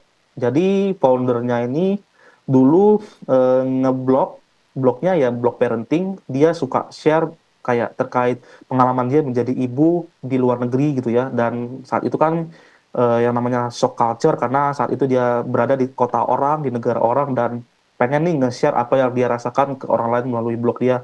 Dan lama-kelamaan ya dia fokus dan terus akhirnya berkembang ya blognya, sampai sekarang tuh punya berbagai, bukan blog lagi ya, bisa dibilang udah punya tim di mana-mana, di Singapura, udah punya versi Thailand, udah punya versi Philippines. Bahkan teman-teman juga mungkin di sini ada yang install aplikasinya udah 5 juta orang install. Dan di sini kan banyak ya yang bisa dilihat kayak apa pemantau kehamilan, kemudian berbagai perkembangan bayi dan lain-lain. Dan ini salah satu blogger entrepreneur yang mungkin jadi satu case kita sebagai blogger dan menjadi jawaban ya, blogger adalah hal-hal yang masih relevan dan bisa dikembangkan ke depannya dan yang kayak kayak gini nih yang bisa ngebuka apa namanya informasi yang bisa ngebuka pandangan kita ya. Kalau ngeblog itu bukanlah hanya duduk di suatu tempat, update artikel, update plugin selesai, ataupun ya kalaupun memang sampai sana aja jadi portfolio personal boleh, tapi ya kalaupun memang mau konsisten dan terus-terusan menjadi apa blogger yang apa strong ya di sisi konten dan fokus terus. Kalau ini kan kayak ini fokus terus di parenting. Kalau yang tadi Magrisionology punya Mark Wills fokus terus di sisi yang namanya apa dia punya ini ya teman-teman ya apa kuliner ya, kuliner, wisata dan terus dan akan menjadi seorang pro blogger yang di sisi traveler dan banyak banget hal yang bisa dicontoh dan banyak banget hal yang bisa dieksplor. Tapi lagi-lagi blogger itu ya bukan sendiri ya teman-temannya. Kita bisa berkomunitas, bisa ikutan event kayak gini, bisa konsul sana sini, bisa ikutan event lain online ada sangat banyak, belajar juga sangat banyak baik itu resources internal apa domestik maupun internasional ya banyak juga blogger-blogger yang share terkait pengalaman dia. Lalu kita juga perlu ya upgrade skill kita untuk tahu kalau sampai nanti mentok nih udah dulu pernah ada pengalaman mentok nih traffic blogger pernah cerita dia udah mentok 50.000 and then what next gitu kan dia suka bertanya kan dia pikir udah di puncak masa blog dia punya traffic 50.000 sehari dan what next gitu kan padahal sebenarnya kalau bisa dibilang saat itulah justru dia mulai nge-upgrade diri dia sebagai bukan blogger lagi dan dia harus pilih apakah dia mau blogger entrepreneur which is bisa di shifting menjadi sebuah media kayak contohnya di Asian Parent ini atau di shifting dia sendiri mau fokus ya jadi content creator full dan dia bisa explore ke berbagai channel contohnya tadi punya Mark Wills jadi pilihannya juga sangat luas dan ya itu balik lagi ke awal-awal kita bisa yang namanya tadi ya tahu dulu journey-nya orang-orang kemudian tahu dulu semuanya nanti baru kita fokuskan di sana dan terus konsisten kurang lebih begitu. Lalu ya jangan lupa ya nge-off page karena kan jadi blogger konten halamannya dibikin terus konsisten. Kita juga minta gitu ya awal-awal blog walking itu teman-teman masih tetap dilakukan tapi blog walkingnya mungkin bukan yang komen ya blog walkingnya kayak tukeran konten sekalian tukeran link sekalian gitu karena kalau blog walking di dalamnya ada link kan linknya di komen ya link di dalam komen itu kan biasanya no follow yang tidak membawa efek apa-apa atau mungkin yang ada do follow juga bisa di do followin tapi again itu link yang ada di komen itu kan tidak kontekstual tidak punya konteks jadi tiba-tiba nempel aja nggak ada konteks pembahasan apa sebelumnya itu kan kurang strong kalau kita mau ranking di sana jadi kalaupun awalnya banget kita perlu apa namanya tukeran link ya tukeran link aja tapi mungkin bentuknya dalam kontekstual ya kayak tukeran artikel tulis artikel untuk teman kita yang lain blog kita teman kita yang lain kemudian taruh link di dalam konten itu di dalam paragrafnya kasih anchor text nah itu yang namanya backlink atau off page dan ngedapatin off page kan awalnya udah pasti tukeran ya ataupun nanti kan lama-lama semakin banyak yang di situ yang namanya konsep endorse itu ada jadinya tahu konsep-konsep begini juga penting karena ya jangan sampai kita fokus ke konten aja, jangan sampai kita fokus ke layout blog kita aja. Jadi fokus juga ke nge-endorse, dapat endorse juga pun penting karena konsep internet ya endorse ya. Mau di sosmed pun ya orang-orang endorsement masih ada gitu. Produk yang di-endorse sama orang terkenal juga masih akan tetap sering terlihat di beranda teman-teman di sosmed. Begitupun dengan website gitu. Search engine juga memakai konsep begitu dari dulu ya. Jadi kayak konsep-konsep kayak dapat backlink, dapat link dari mention dari dari website lain yang punya traffic lebih besar daripada kita, ya itu kan sama kayak kita dapat mention dari artis-artis terkenal gitu ya, yang sering banget orang buka profile dia di Instagram dia, di TikTok dia dan berbagai macam. Kalau kita dapat mention dari sana, ya blog atau website kita juga lama-lama akan naik, akan di reward sama search engine dan bisa naik itu beberapa konten kita yang kita dapat backlink dari sana. Dan backlink yang baik adalah backlink yang didapat ya misalkan ini analoginya ada blog Budi ada blog Ahmad ini kayak dua orang ya, kalau dibikin manusia gitu kan, datang ke sebuah event, di sana ada blogger-blogger lain yang tadi yang aku bilang, blogger-blogger ini bisa aja jadi orang-orang atau website-website yang nge-endorse si Budi dan Ahmad ini.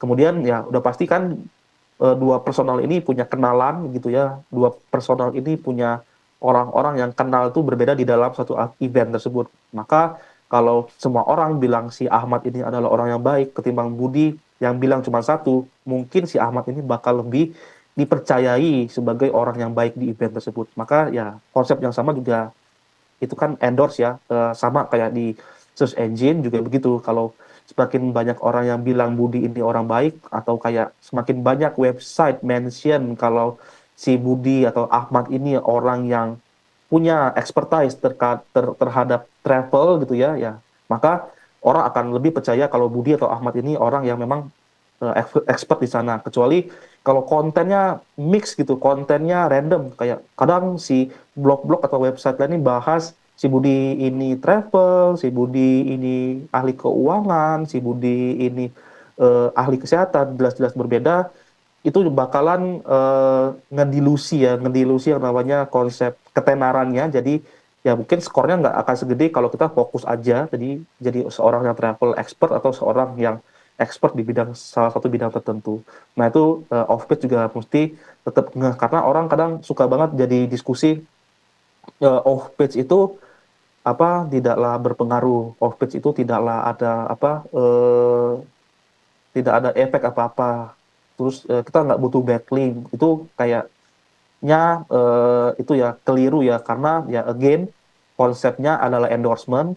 Kalau search engine website ya hanya melalui link, dan link adalah link gitu. Kalau orang bilang brand mention itu berpengaruh terhadap ranking, ya mungkin ranking terhadap brandnya aja, karena kan at the end orang bakal searching brandnya aja kan. Tapi kalau orang pengen nge-ranking kayak brand plus nama keyword yang lain, ya itu mungkin akan strong di tempat yang orang lain. Kalaupun kita nggak ada halamannya ya kita kesusul.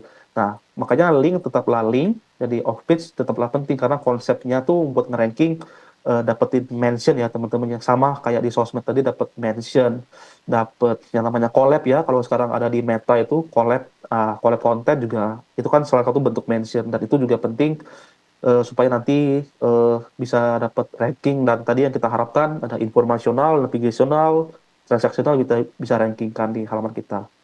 Tadi ini udah mulai masuk ke belakang ya, ke terakhir-terakhir. Jadi ini sering banget aku jelasin kalau nge-off page itu juga tidak sembarangan. Contohnya kalau kita block walking, kita taruh link di bawah gitu ya, di komen-komen, mau itu komennya do follow, aku rasa skornya akan lebih kecil ya, efeknya akan lebih kecil ketimbang kita dapat backlink atau mention di dalam konten. Dan again, tetap dilihat satu halaman itu kan dilihat dari atas sampai bawah ya.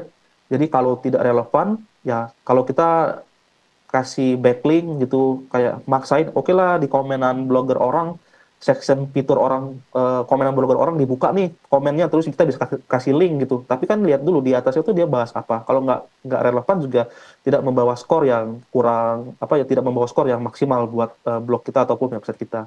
Dan lebih baik ya dapatnya dari ini ya, dari yang kontekstual. Jadi kontekstual tuh lebih strong. Kenapa? Karena dia membawa konteks, ngebawa background cerita, ini bahas apa, nanti dikasih linknya kemana. Nah jadi kan betul-betul relevan dan punya apa ya, skor dan reward, ujung-ujung bakalan dapet ranking yang bagus untuk website kita ataupun halaman kita. Kemudian off page yang bagus ya tetap ya dapat dari yang traffic yang bagus, punya halaman apa yang cukup bagus, dan websitenya bagus secara traffic ya teman-teman ya. Jadi bisa aja mungkin website yang trafficnya kecil membawa impact, tapi kan tadi ya kalau teman-teman ingat konsep endorsement, kalau dapat dari tempatnya orang yang tidak setenar dengan kita mungkin nilainya kecil gitu, tapi kalau sama-sama tenar ya mungkin ada nilainya. Tapi kalau kita dapat dari yang lebih tenar mungkin nilainya bakal lebih tinggi. Nah itu kan nanti dari sisi search engine bakal kumpulin tuh di ranking tuh siapa yang paling tenar nih, mendapatkan skor dari mana-mana, ditambah dengan skor dari halaman website ya relevan, bagus tadi, bakal dapat rewards yang namanya ranking 1, 2, 3, dan sampai 10.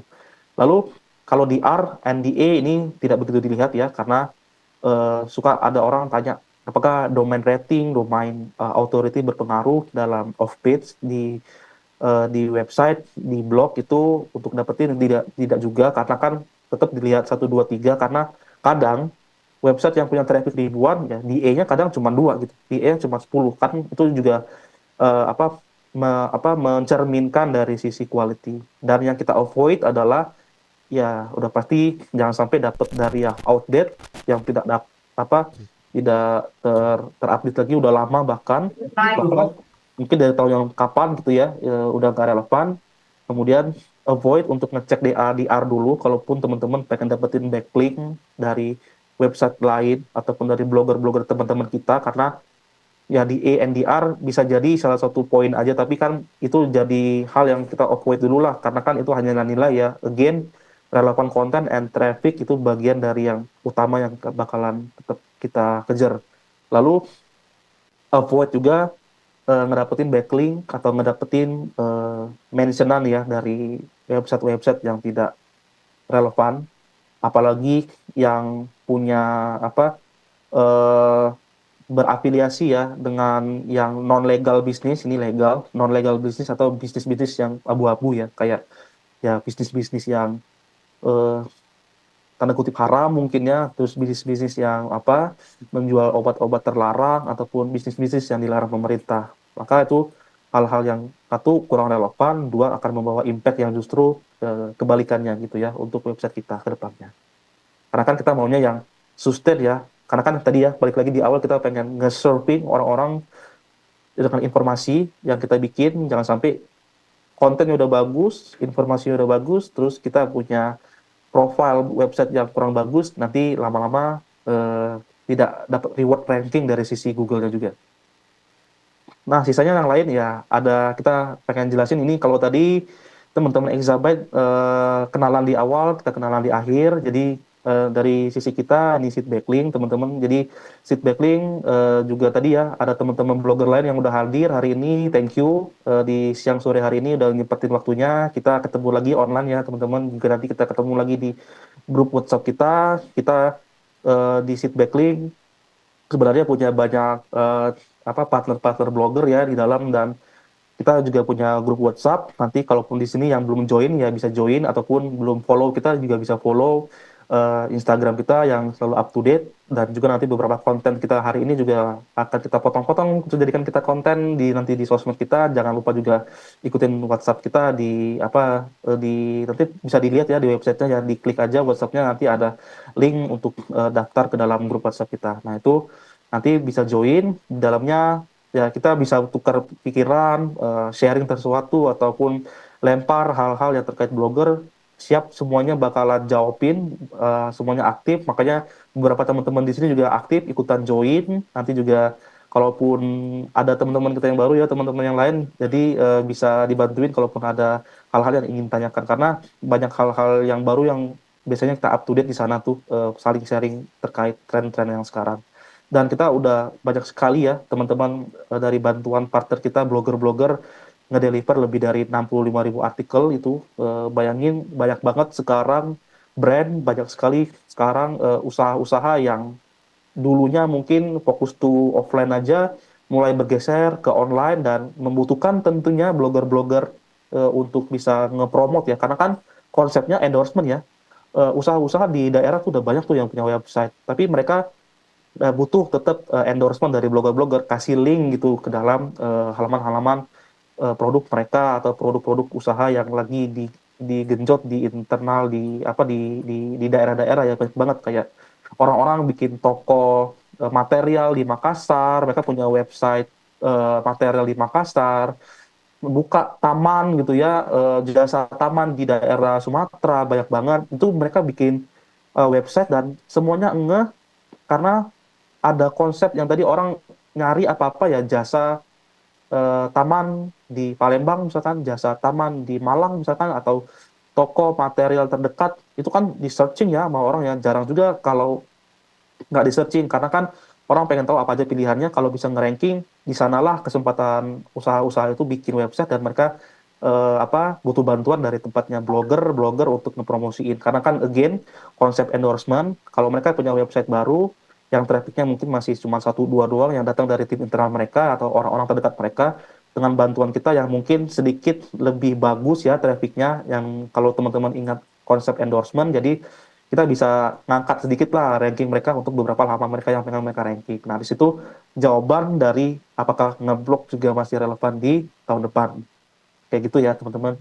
Dan di seed backlink juga kita ya secure ya, pasti kita juga aman dari apa yang namanya semua kepastian apa apa kemungkinan ya gitu ya, kemungkinan dari serangan-serangan, dan kita pastikan semua akun dan data-datanya aman di tempatnya teman-teman semua ya, baik itu dari sisi advertiser ataupun publisher dari blogger-blogger, serta kita juga full support dengan tim-tim yang high skill, jadi supportnya memang menjawab terkait hal-hal yang teknis ya, mungkin bagian-bagian dari terkait ngeblok lah, website lah, publishing lah, dan gitu. Dan tadi aku bilang ada juga community group yang reliable dan secure tentunya.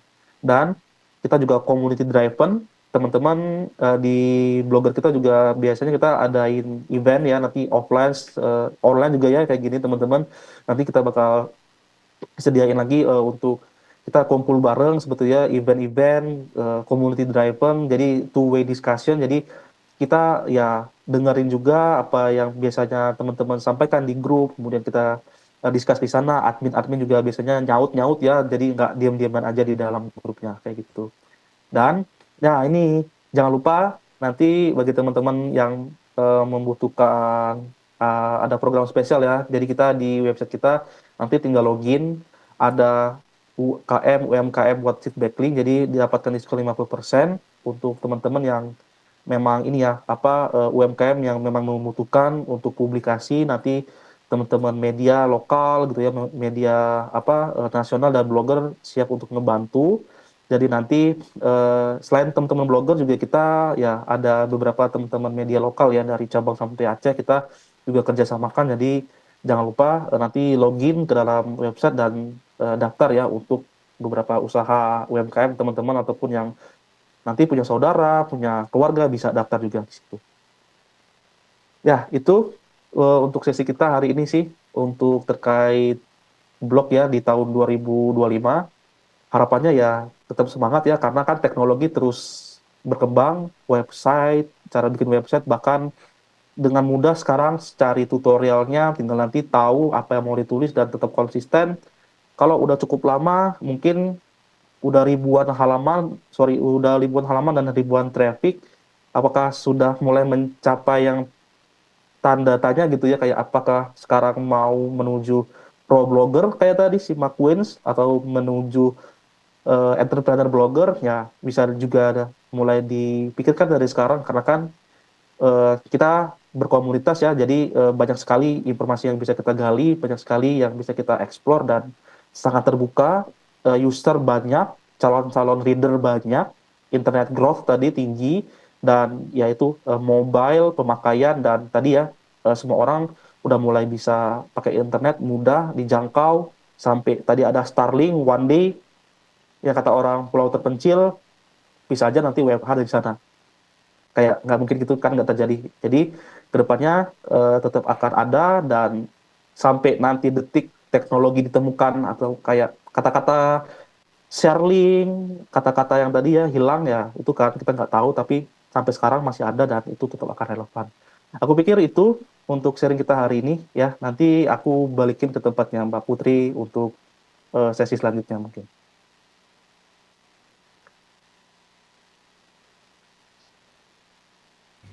Luar biasa. Terima kasih banyak Mas Ayin untuk pembahasannya. Keren banget ya teman-teman, antusiasmenya juga luar biasa.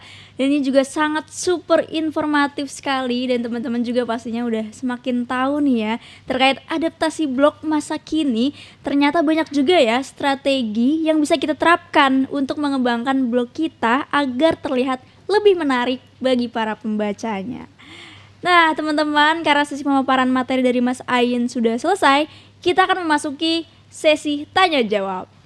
Let's go teman-teman, ini dia dan nanti akan kita bagikan juga untuk 3 penanya terbaik ya. Nah Mas Ayin, ini udah ada yang bertanya nih Mas.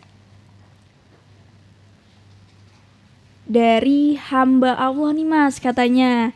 Wah luar biasa namanya hamba Allah. Oke, pertanyaannya ialah saya punya website baru 5 bulanan. Terus kan ada update algoritma awal November ini dan website saya terdampak karena traffic turun. Boleh kasih tahu solusi supaya balik normal kembali, Mas Ayan? Silakan jawabannya, Mas. Oke. Nah ini ya tadi ya kita jawab apa kita bahas di awal banget terkait algoritma update eh dan websitenya baru ya. Sebenarnya kan website baru tuh pun aku nggak mau berasumsi gimana-gimana, tapi kan kita perlu cek lagi ya terkait apa yang udah pernah kita lakukan di 5 bulan ke belakang gitu teman-teman. Jadi sebenarnya di 5 bulan ke belakang itu apakah kalau kata orang bilang sudah mengikuti kaidah-kaidah atau belum gitu kan ya. Cuman kan ada yang perlu kita cek selain yang tadi misalkan konten itu kita bikinnya seperti apa. Apakah fully AI ataukah kita ada edit-edit sedikit ataukah kita ada melakukan semacam teknik-teknik tertentu dalam backlink karena masih suka banget nih orang-orang nge-backlink itu dapat dari software ya, suka banget sekali klik pengen dapat backlink banyak langsung jebret 200 backlink, tapi itu random dapetnya dari mana-mana. Nah itu juga bisa jadi bumerang kadang. Terus kemudian kita juga perlu cek di belakang apakah backlink itu datangnya dari kita atau justru kita datang random dari tempat lain, karena suka banget tuh datang random dari tempat lain tapi randomnya tuh toxic gitu ya, bisa aja ada datangnya dari tempat yang nggak jelas, tiba-tiba di dalam kontennya itu konten negatif yang bisa berpengaruh secara langsung juga karena ke konten kita karena nggak relevan. Sama eh, kan baru 5 bulan nih, sebenarnya tuh perlu dicek juga di apa namanya eh, secara nama domain ya di awal banget itu apakah kita aja pemiliknya atau bukan, karena siapa tahu dulu sebelum 5 bulan itu kayak di bulan sebelumnya lagi itu tuh kontennya itu udah pernah ada yang bikin, kemudian nggak tahu apa yang dilakukan sama pemilik sebelumnya, terus itu kayak ada semacam sandbox lah sebenarnya di belakang, tapi kan karena dia aktif lagi sama Google kan di crawl lagi, dicek lagi, maka kayak sandboxnya tuh kayak aktif lagi akhirnya. Nah itu juga biasanya perlu dicek. Kemudian kita juga perlu ini ya, kayak kalau pertanyaannya seperti itu juga kita perlu cross check ke diri sendiri apakah konten yang kita bikin tuh semuanya tadi balik lagi unik atau tidak, karena banyak case konten itu tidak unik itu udah pasti kena hit by penalty Google karena bisa aja kopas dari tempat Google bisnis orang, kemudian tidak ada editing, kemudian kopas dari mana tidak ada editing, tapi tidak ada editing itulah yang jadi masalah. Kopas pun sebenarnya ya bukan kopas ya, kita rewrite lagi, content writing lagi berdasarkan point of view kita di blog kita, itu yang perlu kita lakukan sebenarnya. Dan sama satu lagi tipsku, coba dibersihin semua dulu aja dari sisi backlink, dicek lagi aja dari sisi konten.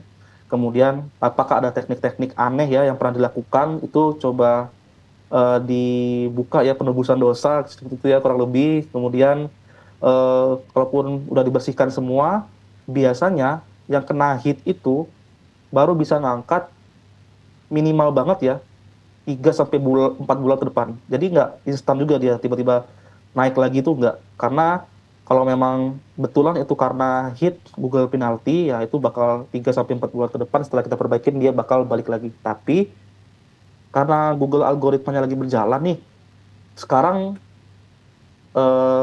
ranking tuh sangat fluktuatif. Kan 2 minggu ya, nanti mungkin dari minggu kemarin sekarang masih berjalan, nanti minggu depan masih fluktuatif banget. Mungkin tunggu lagi setelah minggu depan, nah dilihat nanti rankingnya ada berubah seperti apa. Kalau berubahnya naik alhamdulillah, kalaupun turun tapi sedikit ya itu memang karena perubahan dari algoritma itu aja. Tapi kalau turun terus jauh banget, mungkin dari halaman 1 ke halaman 80, nah itu udah pasti kena hit atau kena penalti bahkan ya. Nanti juga dicek apakah di Search Console-nya ada surat cinta manual penalti, dan itu juga perlu nanti dicek karena ada step by step yang perlu dilakukan kalau manual penalti. Kurang lebih begitu sih. Oke, baik. Terima kasih banyak Mas Ayan atas jawabannya. Semoga terjawab ya hamba Allah atas pertanyaannya tadi. Oke, Selanjutnya nih Mas, Ayan ada yang bertanya dari Amir Mahmud.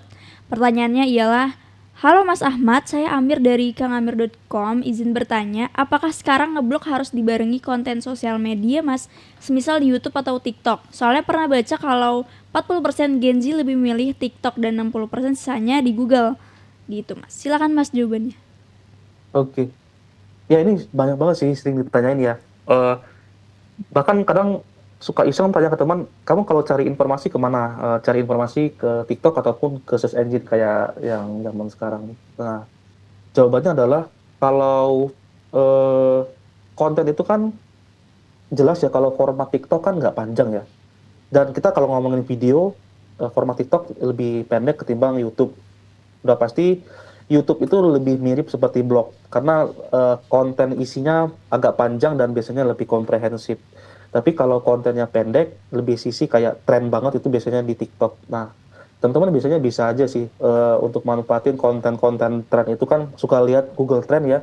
Nah, suka lihat Google Trend itu kan bisa aja kita tackle dengan artikel yang memang nyangkut dengan apa yang di blog kita bahas, kemudian kita sangkutin ke dalam keyword-keyword itu, tapi dari sisi point of view blogger ya, dari point of view kita sendiri gitu, untuk bisa ada harapan naik dari sisi tren, tapi sebenarnya naiknya tuh jangan berharap ranking gitu. Biasanya kalau tren itu, kalau nggak di top stories, tapi kan kita blogger jarang ya, top stories itu kan Google News, biasanya tuh munculnya di Discover.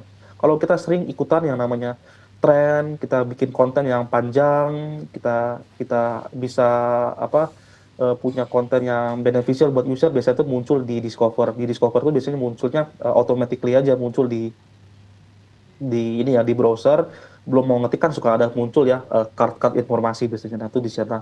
Tapi kalau teman-teman ada kepikiran lain buat konten pendek, jadi formatnya disesuaikan di konten itu. Kalau blog itu agak lebih cocok memang ya agak yang komprehensif ya. Tapi kalau memang yang kontennya pendek 1-2 menit itu bisa aja di TikTok. Nah, tapi kan balik lagi kalau ini bahasannya terkait blog ya, maka konten komprehensif artikel lebih cocok di blog atau di website. Tapi kalau TikTok bisa juga, tapi kan kontennya yang yang pendek-pendek gitu, yang based on trend, tapi suka ada orang tuh didesain sedemikian rupa, TikToknya ada tambahin thumbnail, kata-kata gitu ya, itu juga bisa jadi hal yang jadi di customize gitu. Nah, itu zaman sekarang pilihan buat naruh konten itu sangat luas, bahkan bisa di-combine ya. Jadi jangan sampai kepikiran konten pendek ya udah TikTok. Sebenarnya TikTok juga kan bisa di-embed ke dalam website kita. Kalau kita punya konten yang sama, yang kita bisa bikin komprehensif,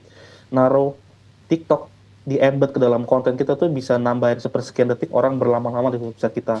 Maka sebenarnya sepersekian detik orang berlama-lama itu kan time on site-nya bertambah, itu juga jadi sinyal kalau konten kita itu relevan ya di sisi algoritmanya, di sisi search engine. Nah, itu juga bisa jadi trik-trik lain. Jadi kayak kombinasinya bisa konten TikTok untuk benefit buat ranking dari sisi kita di halaman yang komprehensif itu, tapi halaman komprehensif pun bisa juga sebaliknya, orang yang baca akhirnya nge-ranking ataupun masuk ke dalam Google Discover bisa ngeklik tombol play-nya. Jadi kayak dua arah juga sih sebenarnya akhirnya. Dan ya ujung-ujung balik lagi ya kan, karena tapi mungkin balik lagi ya dari teman-teman ya, apakah energinya banyak, apakah timnya ada buat ngerjain semuanya. Nah, baik lagi dan ngelihat dari sisi bisnis, apakah kalau memang mau fokus ke bisnisnya ataupun ke user-usernya, apakah user-user TikTok lah yang mau difokuskan ke depannya ataupun hanya website aja gitu sementara. Karena kan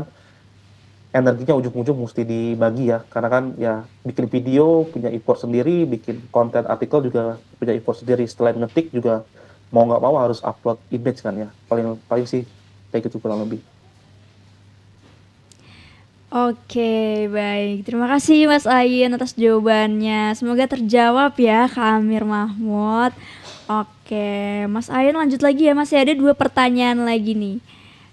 Oke, kayak satu aja nih. Satu aja pertanyaan lagi nih Mas nih. Dari Oke. Dwi Wahyudi. Nah, katanya salam kenal, izin bertanya, sekarang kan lagi hype AI ya. Sekarang bagaimana pengaruh AI ke publish di blog? Apakah terbaca Google? Kalau kebaca bagaimana efek-efeknya ke analytics-nya? BTW AI itu katanya kan pengaruh dari prompt-nya, semakin detail, semakin unik dan gak kedeteksi Google. Itu katanya. Menurut Mas Ayen gimana? Silakan Mas jawabannya. Ya, eh AI itu juga bahkan dipakai di ini ya, teman-teman ya, udah mulai dipakai di beberapa media mainstream ya. Kalau teman-teman buka sekarang techinasia.com, di situ udah ada autornya tuh bot. Tapi media-media mainstream ini udah tidak apa ya, tidak diam-diam gitu ya, tidak sembunyi-sembunyi kalau dia memakai AI gitu untuk konten-konten mereka. Mereka dengan jelas tulis Tekin Asia Bot atau apa gitu ya nama autornya. Kemudian di tempat lain ada juga eh, yang namanya apa ya, seingatku di Mashable atau di Buzz ya, eh, Buzz Buzz News ya, seingatku ya. Nah, itu juga udah mulai ada yang memakai AI, tapi autornya ditulis dengan jelas-jelas itu apa bot gitu ya, disebut namanya kayak ini robot loh. Kadang juga beberapa kayak marketwatch.com, teman-teman juga bisa lihat nanti marketwatch.com itu kan financial ya. Itu kan financial tuh selalu setiap hari ada berita terkait market opening, market closing. Itu kan informasinya templated ya. Kalau ditulis sama orang butuh waktu juga kan, walaupun cuma 5-10 menit buat nulis market opening hari ini dolar dibuka sekian sekian dolar rupiah atau sekian untuk pertukaran hari ini, kemudian ditutup melemah dan lain-lain, itu kan template.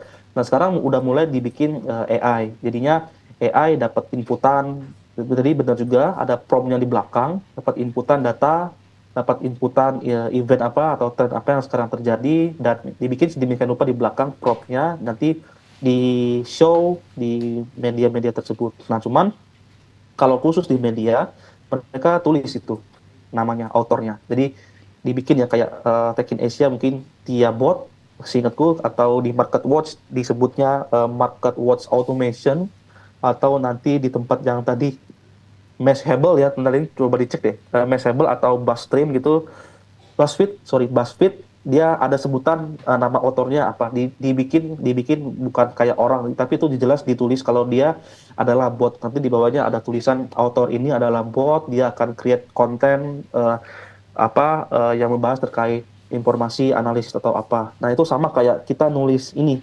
Kalau di niche kesehatan udah harus jelas ya nulis bikin konten apa, materi apa, jelas dokternya siapa, reviewnya apa. Nah, sekarang pendekatannya seperti itu dari tempat media-media mainstream, dan apa so far sih kalau dilihat nggak ada penurunan, nggak ada kenaikan, nggak ada kenaikan yang signifikan ya. Jadi kayak dia nutupin operasionalnya, dia ngeganti beberapa orang yang biasanya nulis terkait hal-hal itu diganti dengan bot. Nah tapi apa secara performa tidak menurun ya, aku bisa menebak karena prompt-nya itu di belakang ya cukup canggih, kemudian dikasih makan ya prompt-nya itu dengan informasi terbaru, karena jangan sampai kita bikin konten AI itu kita nggak tahu ya apa yang kita hadapi, kan AI itu adalah mesin ya, dia hanya ngebikin apa yang kita kasih gitu. Kalau kita salah kasih bahkan outdate ya, dia tulis aja gitu hal-hal yang outdate. Dia kan dia punya knowledge terputus ya tahun berapa gitu. Jadi kan kalau informasi hari ini mungkin dia akan nggak tahu gitu apa yang terjadi yang terbaru, maka kita harus kasih informasi yang terbaru juga.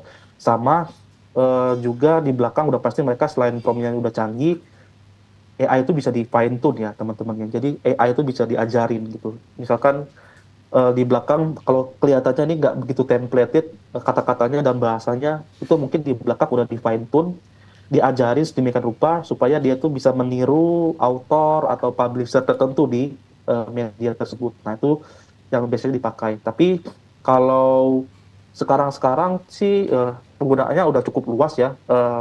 Terbuka atau tidak sebuah perusahaan, terbuka atau tidak seseorang, mau dipakai langsung di kontennya atau dia hanya bikin untuk kebutuhan research aja, rata-rata mungkin beberapa orang udah mulai menggunakannya dan memanfaatkannya. Nah, itu juga terjadi sih di dulu-dulu ya, bahkan sebelum AI boom, itu kan orang-orang bikin konten, kalau teman-teman ngeh di konten yang bahkan yang punya halaman yang ribuan ya, ratusan ribu bahkan kayak e-commerce lah, kemudian kayak halaman-halaman website yang punya porsi page-nya jumbo ya, itu kan nggak mungkin mereka update-nya satu-satu kan halamannya. Udah pasti mereka pakai template yang di-trigger berdasarkan data-data. Misalkan eh, ada harga apa, maka keluar kata-kata apa, ada trigger situasi apa, maka keluarlah kata-kata apa. Dan itu kan dulu belum AI dan udah dipakai dari zaman dulu, bahkan masih aman sampai sekarang. Tapi ya itu dibikin sedemikian rupa, agak kompleks, jadinya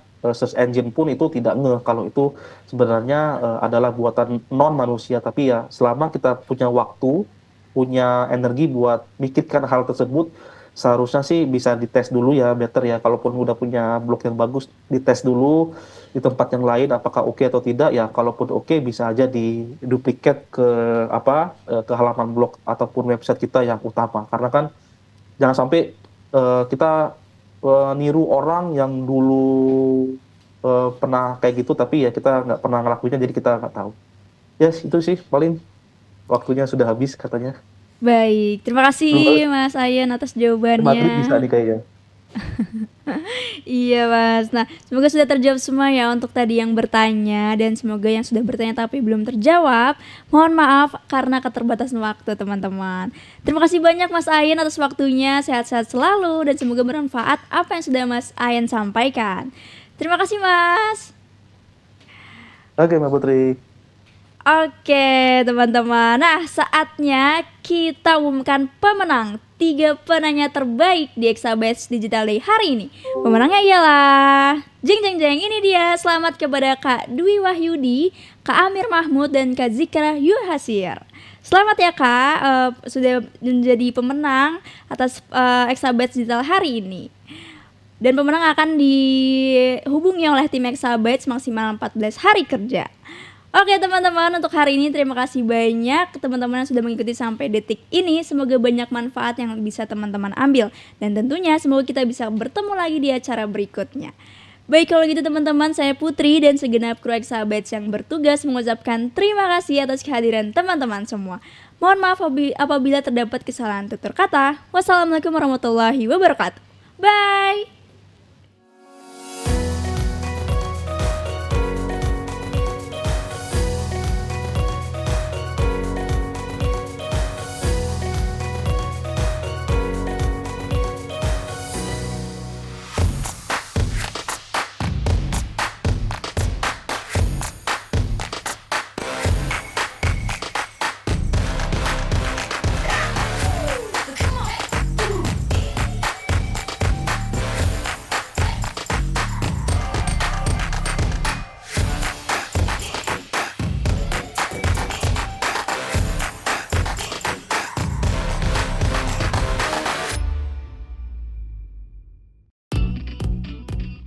Perjalanan menjadi milik bisnis online selalu dihadapkan dengan tantangan. Kini, mengandalkan marketplace dan media sosial saja sudah tidak lagi cukup. Banyaknya persaingan dan biaya tambahan yang harus dikeluarkan menjadi hambatan. Namun, setiap tantangan hadir dengan jawaban. Berjualan online kini lebih luasa, nyaman, dan mudah dengan website. Kendali penuh brand kini ada di tangan Anda. Mulai kesuksesan digital Anda menggunakan website bersama Exabytes.